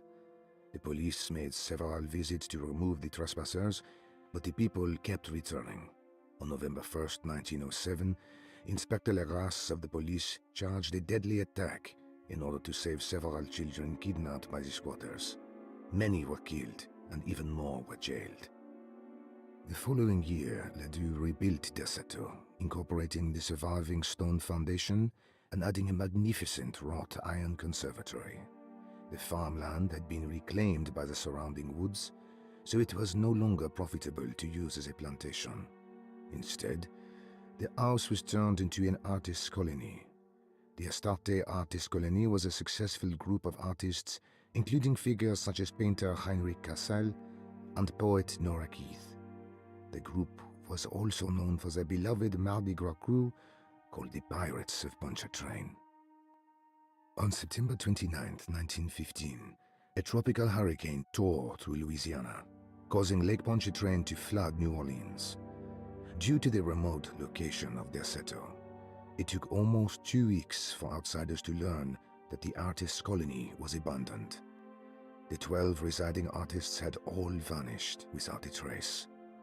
The empty mansion of Derceto still stands on the shore of Lake Pontchartrain, with much of its temple facade intact. The Ledoux family currently has no intention of repairing the house.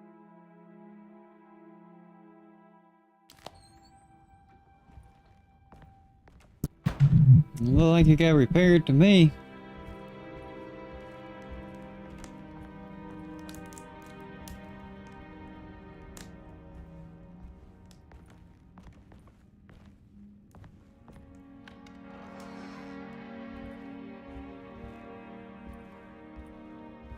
Oh, shotgun. I need to find a way to get that open. Come on, you trying to tell me I can't bust that open?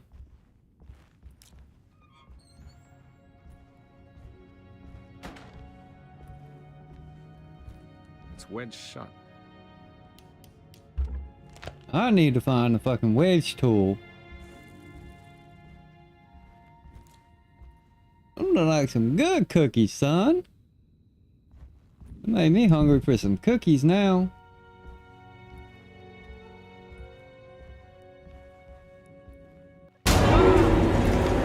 Oh, jump scare. Did he get you?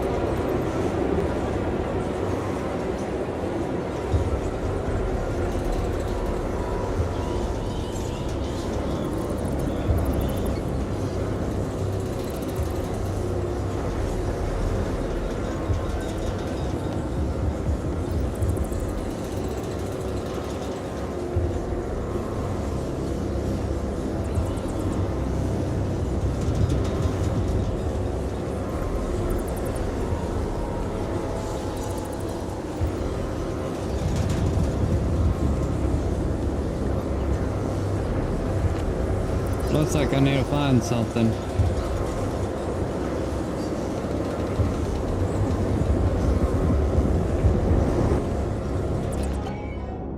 And that's what I need.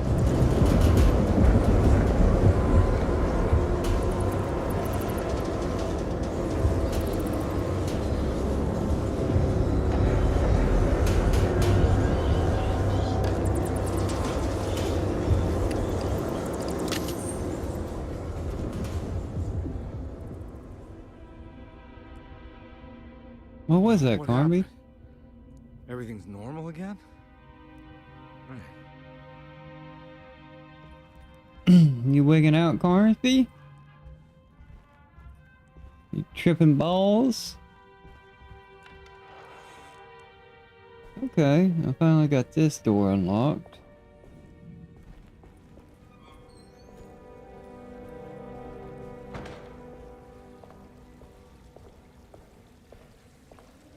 This is where I came in.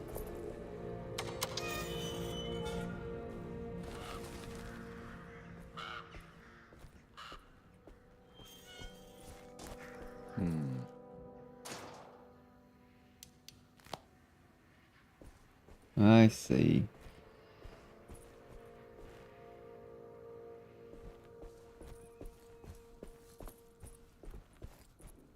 Now we can cut this off.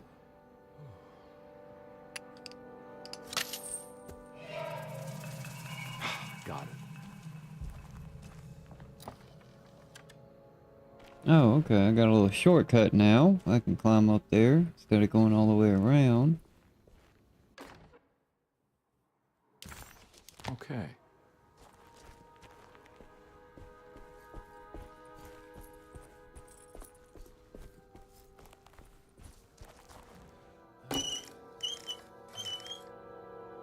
I guess we're gonna flood this hole to make this come up then, huh?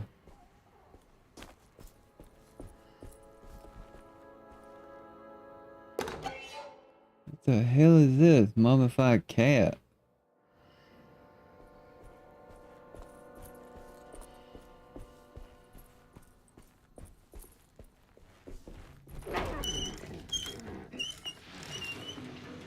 Look at them eyes in there.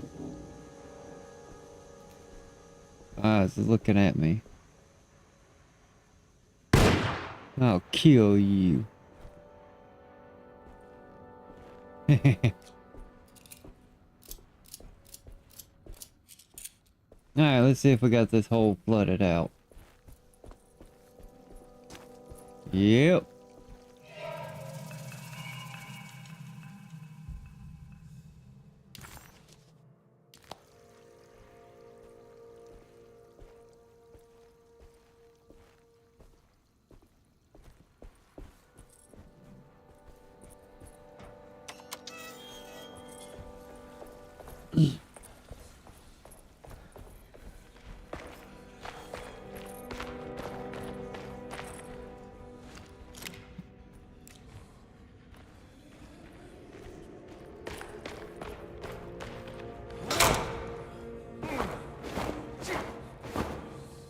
It looks so goofy.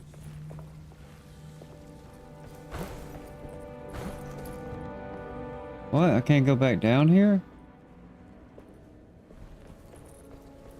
What's up with that?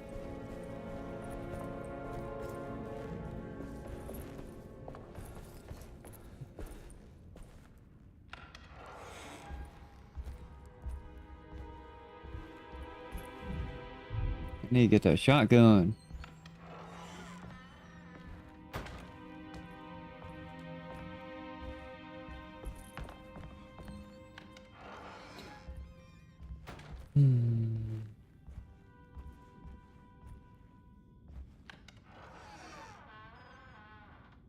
Alright, there's where my ladder I put up.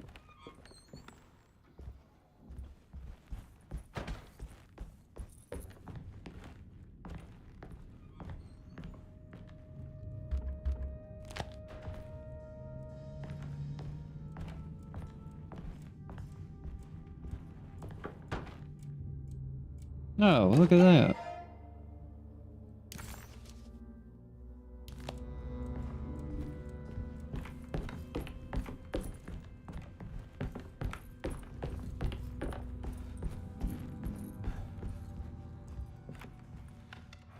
Yeah, I think this was the bathroom.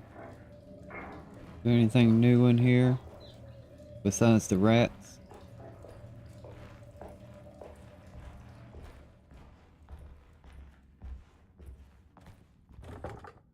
Okay, that door is sealed shut. Come on, get around there. No, this is the door. It's shut. Yeah, that's the door that's sealed.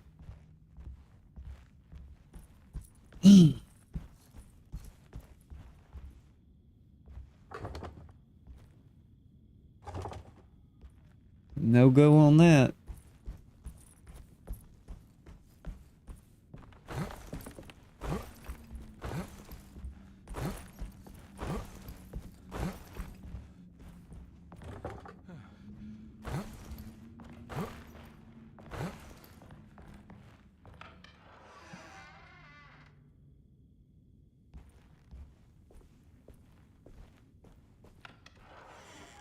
Alright, let's check this out one more time.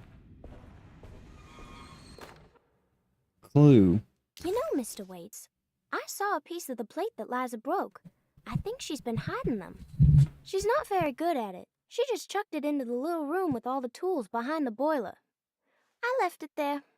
I didn't want to embarrass her by picking it up while she was looking. We went upstairs instead and played backgammon. I let her win, because she's so unhappy. The piece looked like the one on display in Cassandra's room. You know about that one already, right? Or is your eyesight really that fuzzy? I hope you don't feel bad about your glasses. You only look stupid when you squint.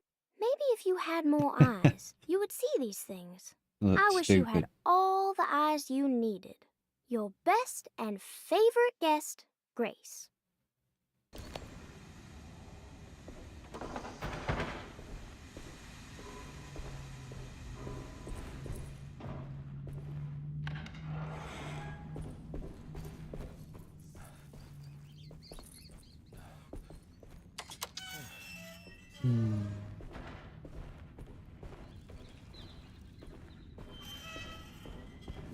Alright, do I have the key to this yet? Oh. Key.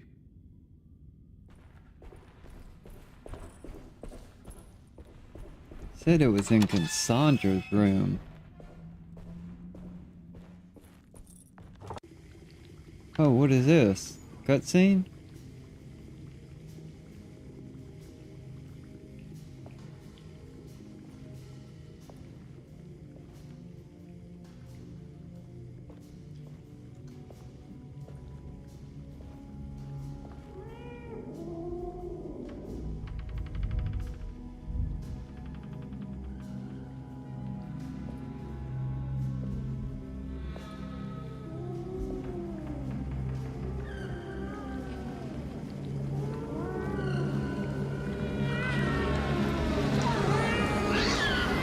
What are you doing in my kitchen?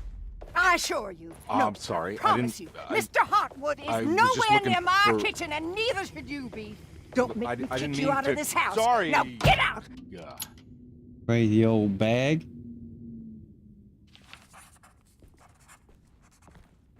I'm gonna come back in there and blow your head off.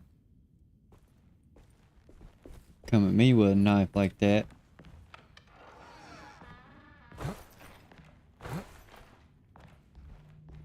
Alright, looks like I need to find that piece in Cassandra's room.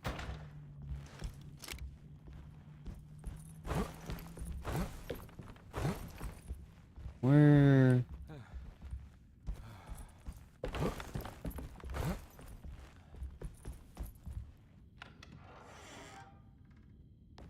How do I get back there?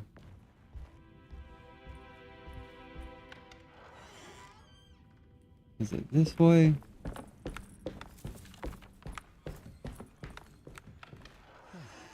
Yeah, this way. I need the key.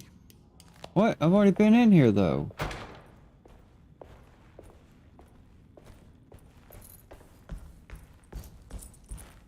Or was it up here?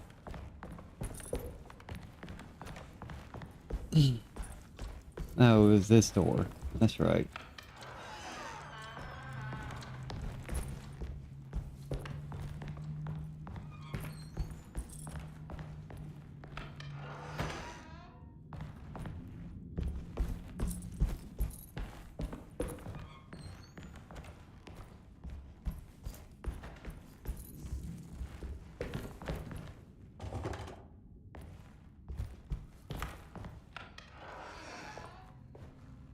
Alright, I figured this piece is locked in here.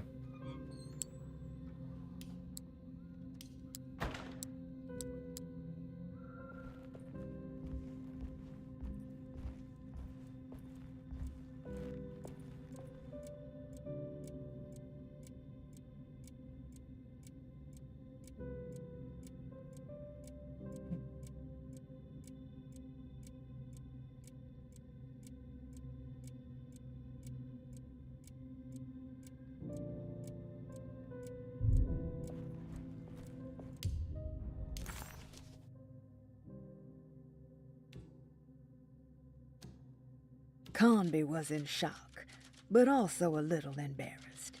The housekeeper was furious to find him this much. While Detective Carnby was grateful to be back at... Oh, damn it.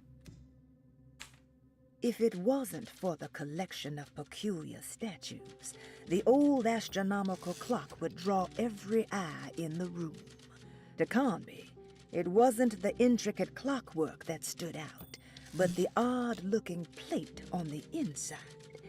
It reminded him of the ritual bench in Miss Jackson's seance room, where he had manipulated the talisman to open a door back to Deseto. He wanted to try to replicate the procedure, but found that the inner part of the plate was broken. He would have to find the missing pieces and put the plate back together.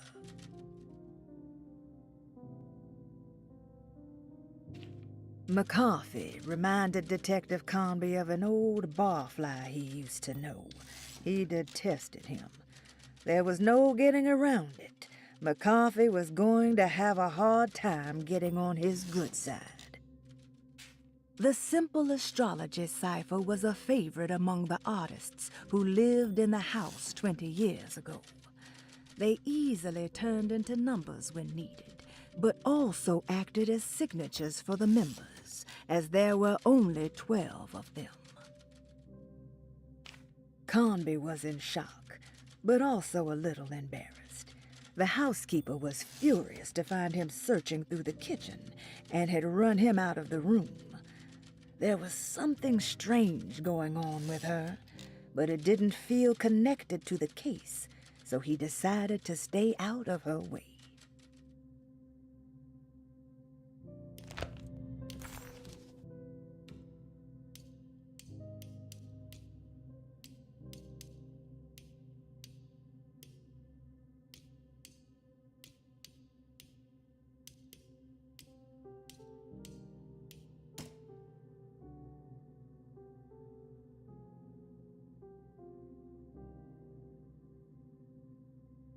Okay, let's see. 294.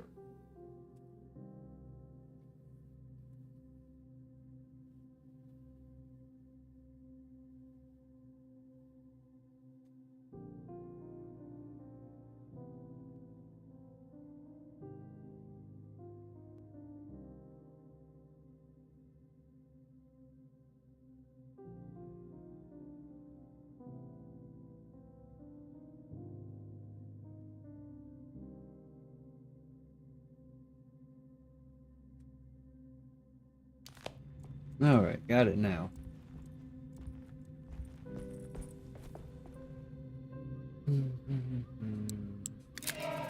No, that was one off. That was freaking one off. How about that?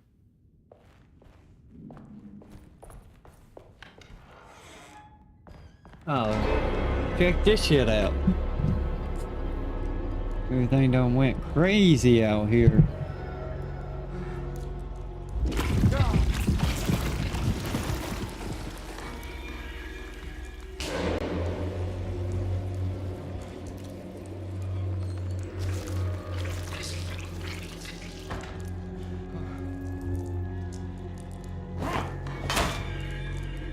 These things can hurt me?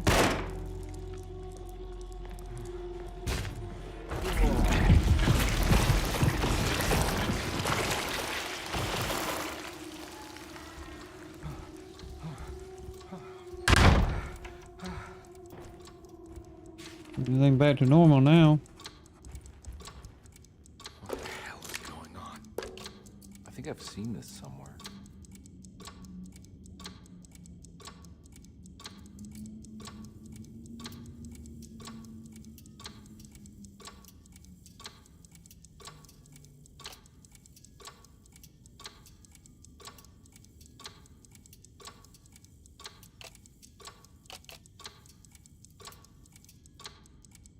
There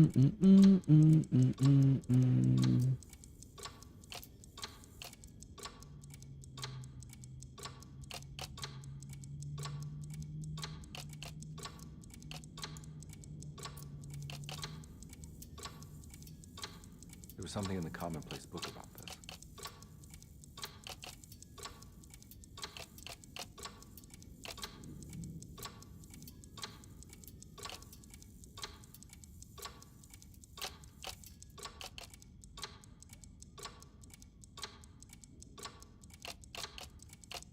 Is that it? Nope.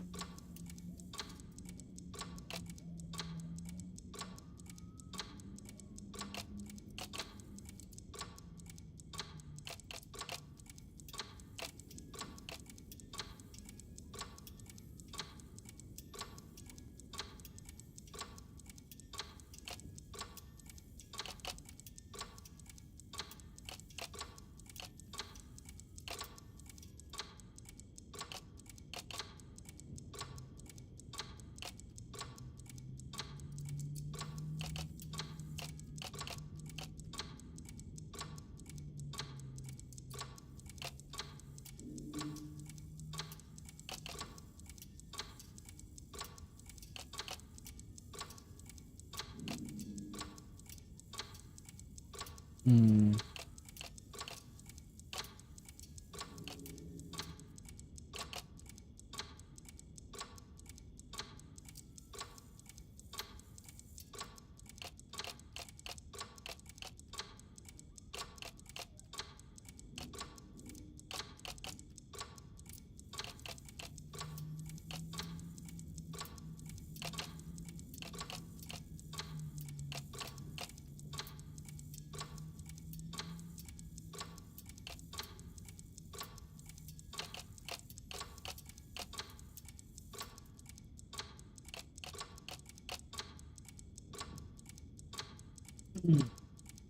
Alright, what am I missing?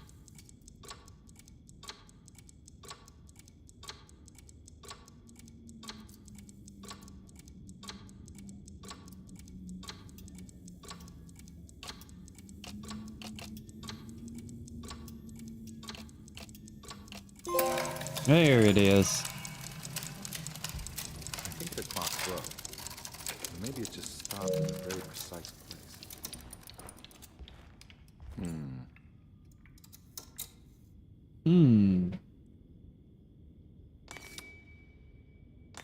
Got another fucking puzzle on top of a fucking puzzle?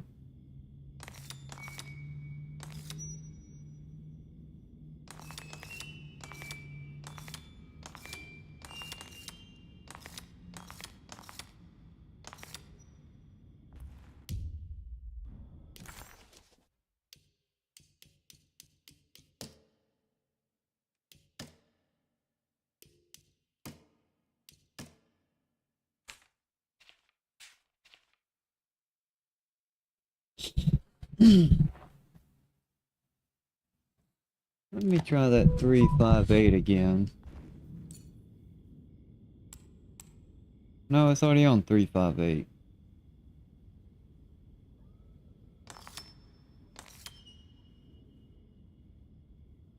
There's gotta be a different code.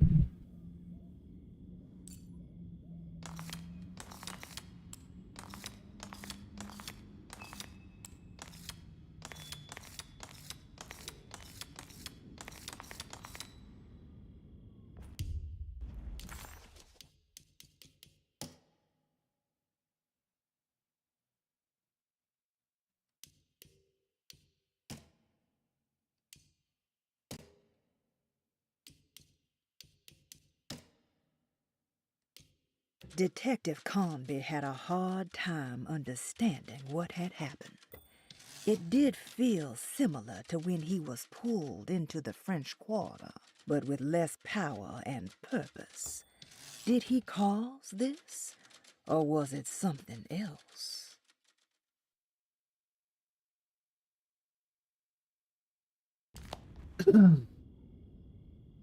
Oh. Well, hey, I didn't see this up here.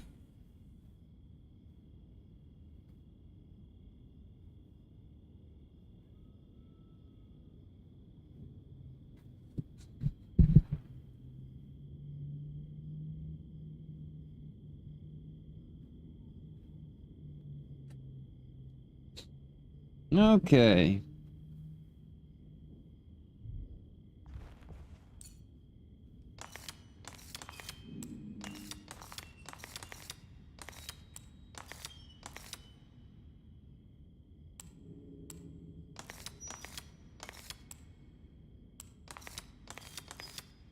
There we go. Try all the numbers till they work.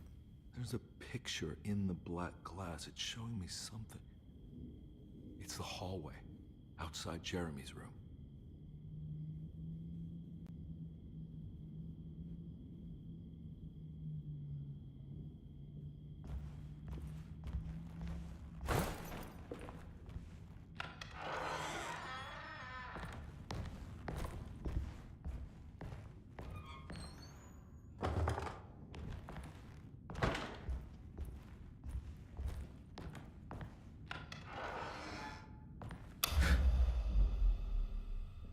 I was about to go look somewhere else, but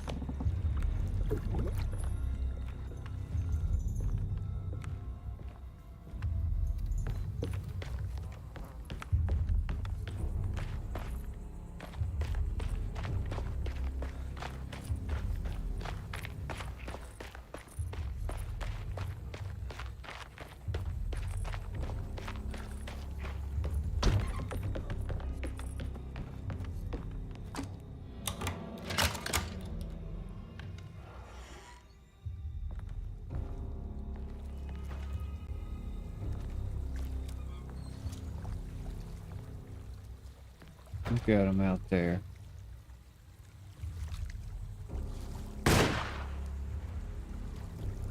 He went down.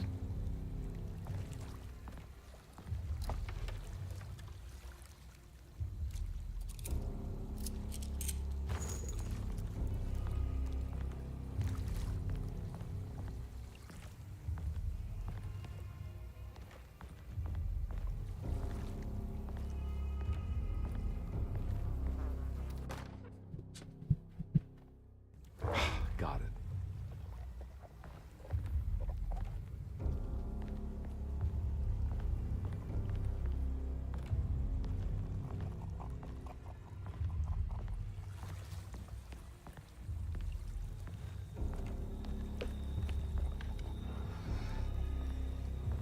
I wonder if I can jump down over here.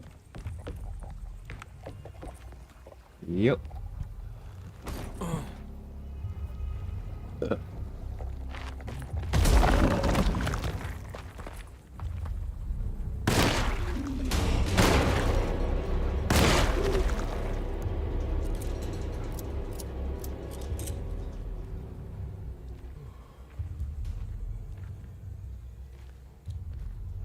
What the hell is that backside going on there?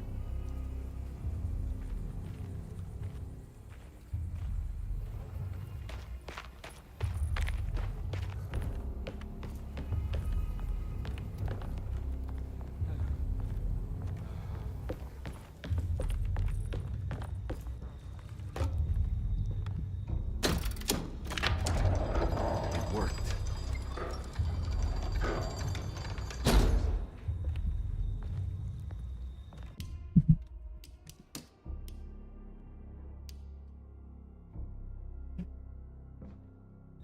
Alrighty.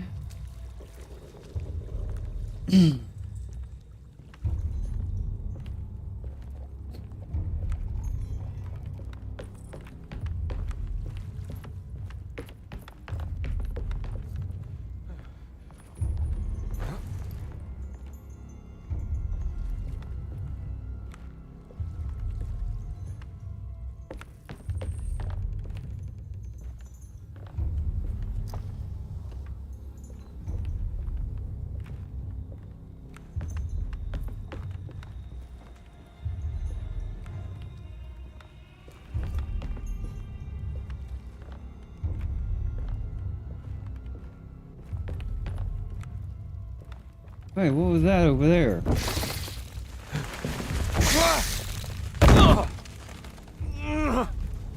It automatically pushed me into the cutscene. I wanted to see what was over there.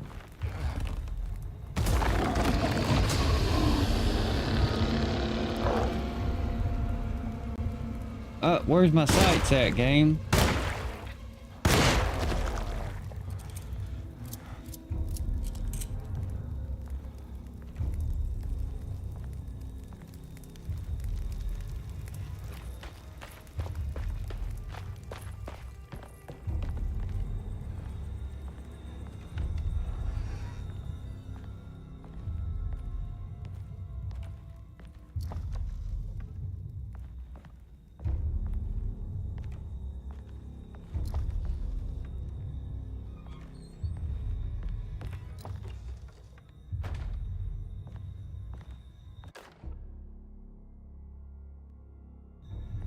Well, I've got a shovel now. I'm gonna beat the hell out of something now.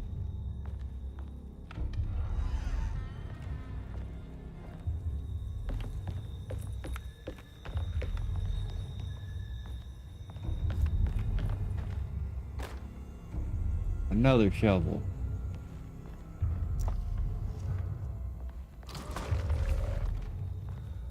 I see you over there. You want me to come beat your fucking head in? Oh, you gonna run away?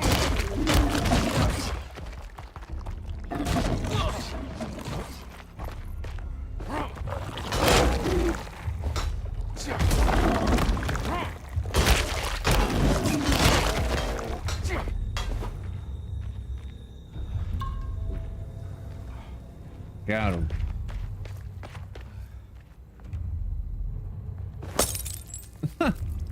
I forget, you gotta hold that or it automatically throws it.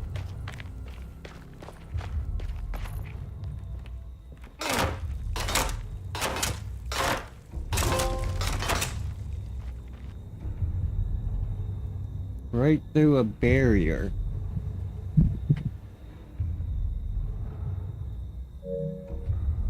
That's one hell of a trophy, let me tell you. Weak. I just need something to break it.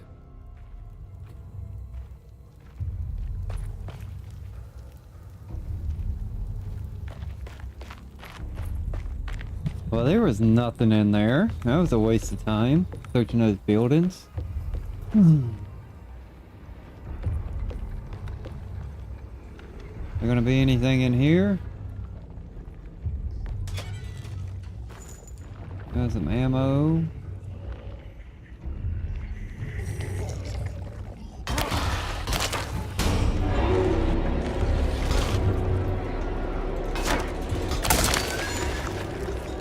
Ah, weapon can break.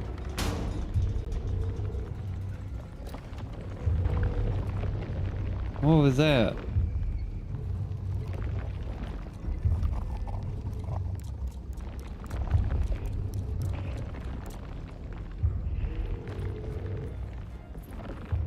Alright, let me go find another weapon.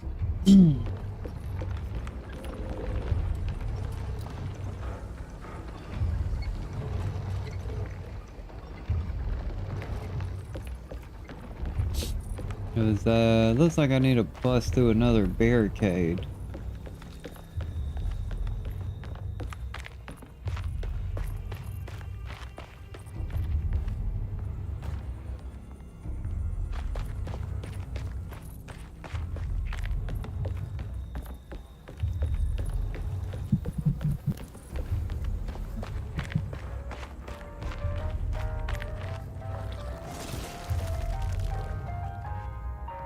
What are you doing over here? Couldn't make it up?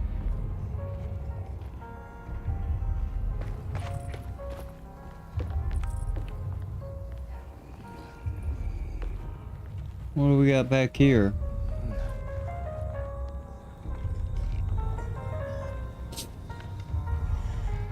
Jeremy, you in here? Oh, but you are.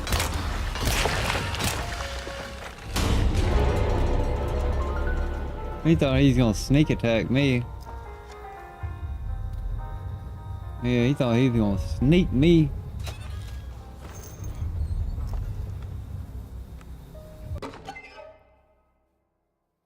Gazing statue, huh?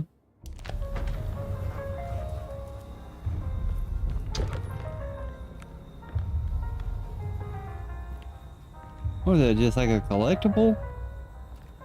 What am I stuck on?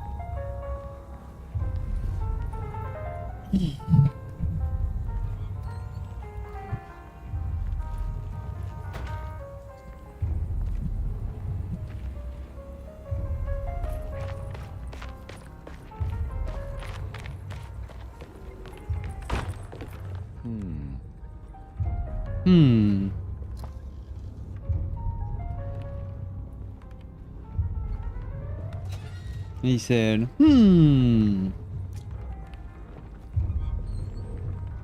Don't you close door. Didn't you see me walking out of it, bitch?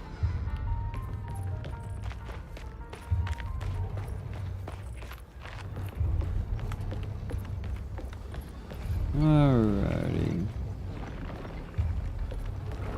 I think I got everything checked out. Press triangle to sneak.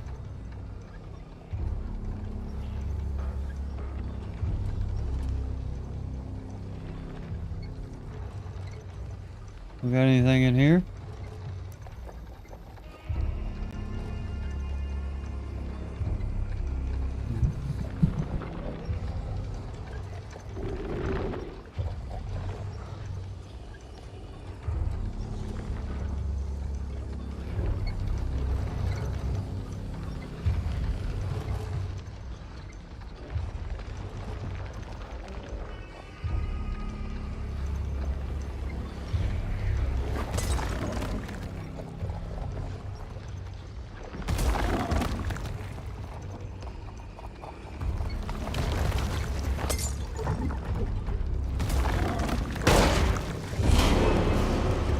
Well, that worked. Haha, I even got a trophy for it.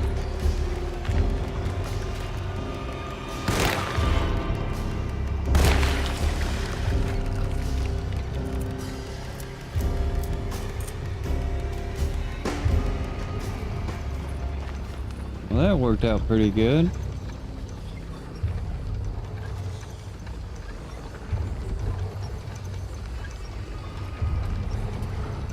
So you don't need fire, you just need to shoot them after you soak them in that.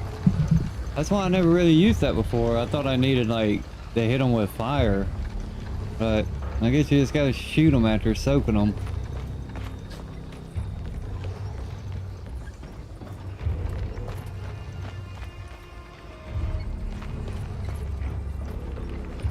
There's gotta be a way to get to the other side.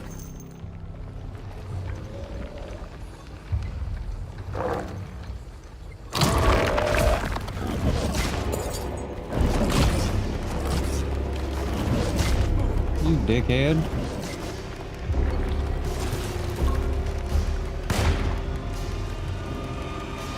Come on, run into it. Oh, it fucking burning me? I didn't think I was in it. You little shithead.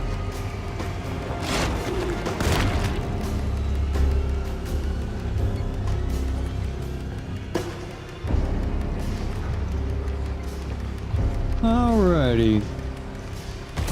What was that?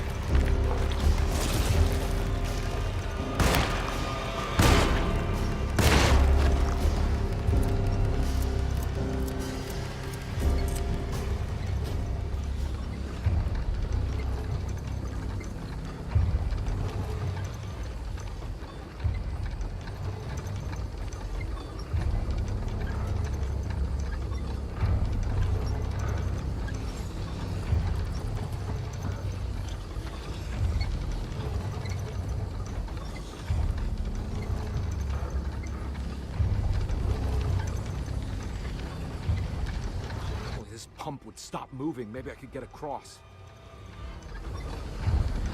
Of course.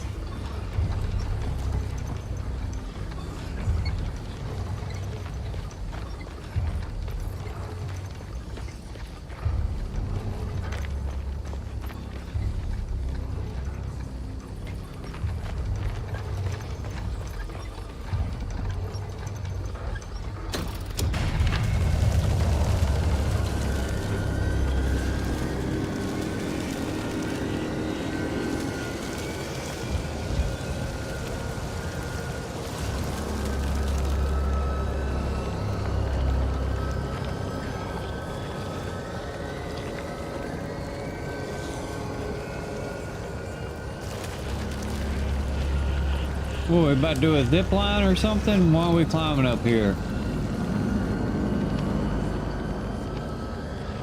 Well. Alright. Now what? Yeah, now what?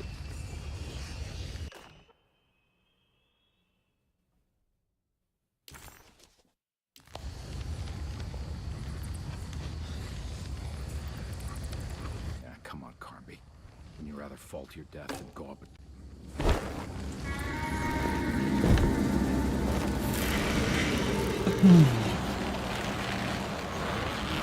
Better hang on to your hat. Definitely don't want to lose that, dum-dum.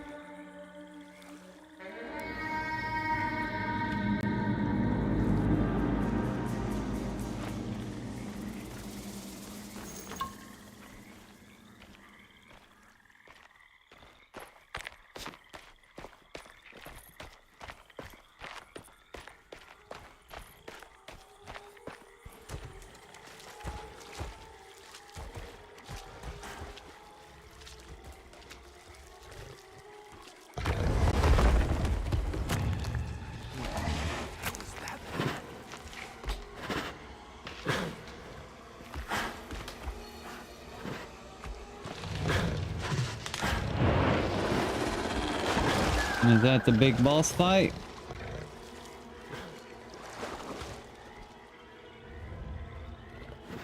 Where did he run off to? How did he get through all those trees?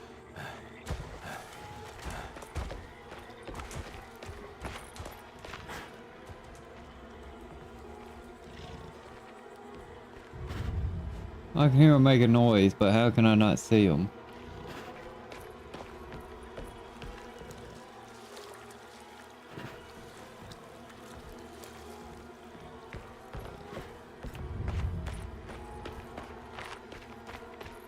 It's the hateful mound Jeremy talked about in his book.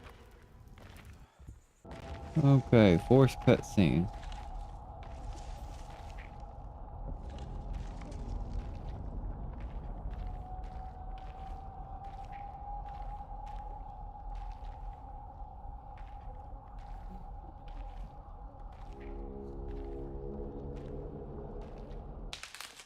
Don't come any closer.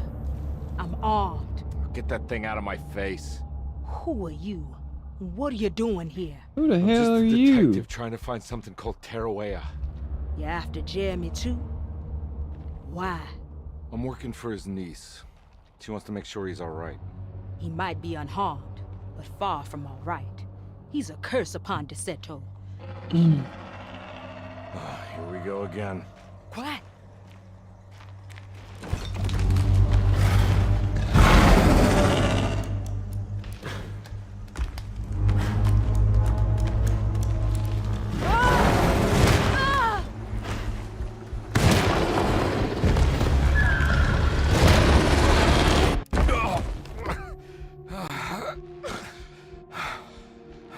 Oh, Christ in heaven.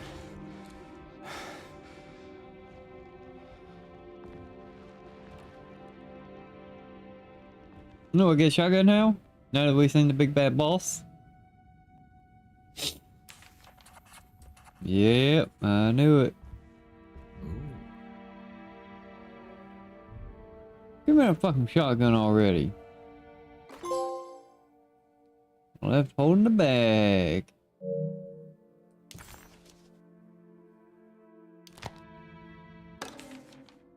Reflections on the Power of the Verb in Certain Texts by Juan Luis Jorge. To act is in itself divine. Even the slightest movement of our hand is evidence of our soul in motion. Yet our free will is so easily overwhelmed by the dullness of everyday life. Our actions become rote and rigid, in spite of luxury and comfort. True divinity is found in the choice of leaving the stage where we all perform. People who discover this freedom unexpectedly will be struck by the terror of this revelation and become paralyzed, or worse, turn to suicide. However, if you are able to weather that storm, you will discover that there is a divine path beyond that fear. There is a chance to dismount your destiny and make something new. Something that hasn't been planned for or predestined. There is difficulty in explaining this type of acting as it transcends our everyday choices. This isn't some banal decision choosing one career over the other, or even who I should marry. Leaving the stage, no matter how, isn't a matter of course correction. It's a rejection of the story that the Creator is telling.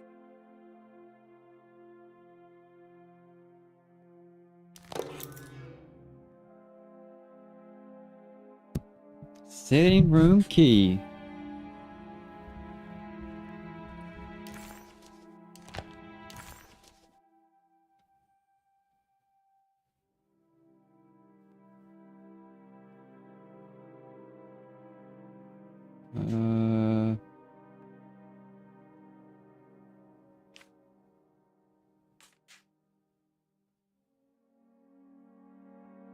Okay, I see. Second floor. You gonna give me this fucking shotgun yet?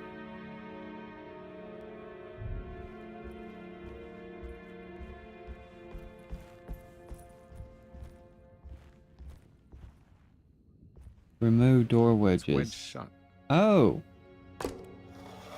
It worked. Okay. Well, that's good enough progress. I'm at 2 hours and 40 minutes on this first part.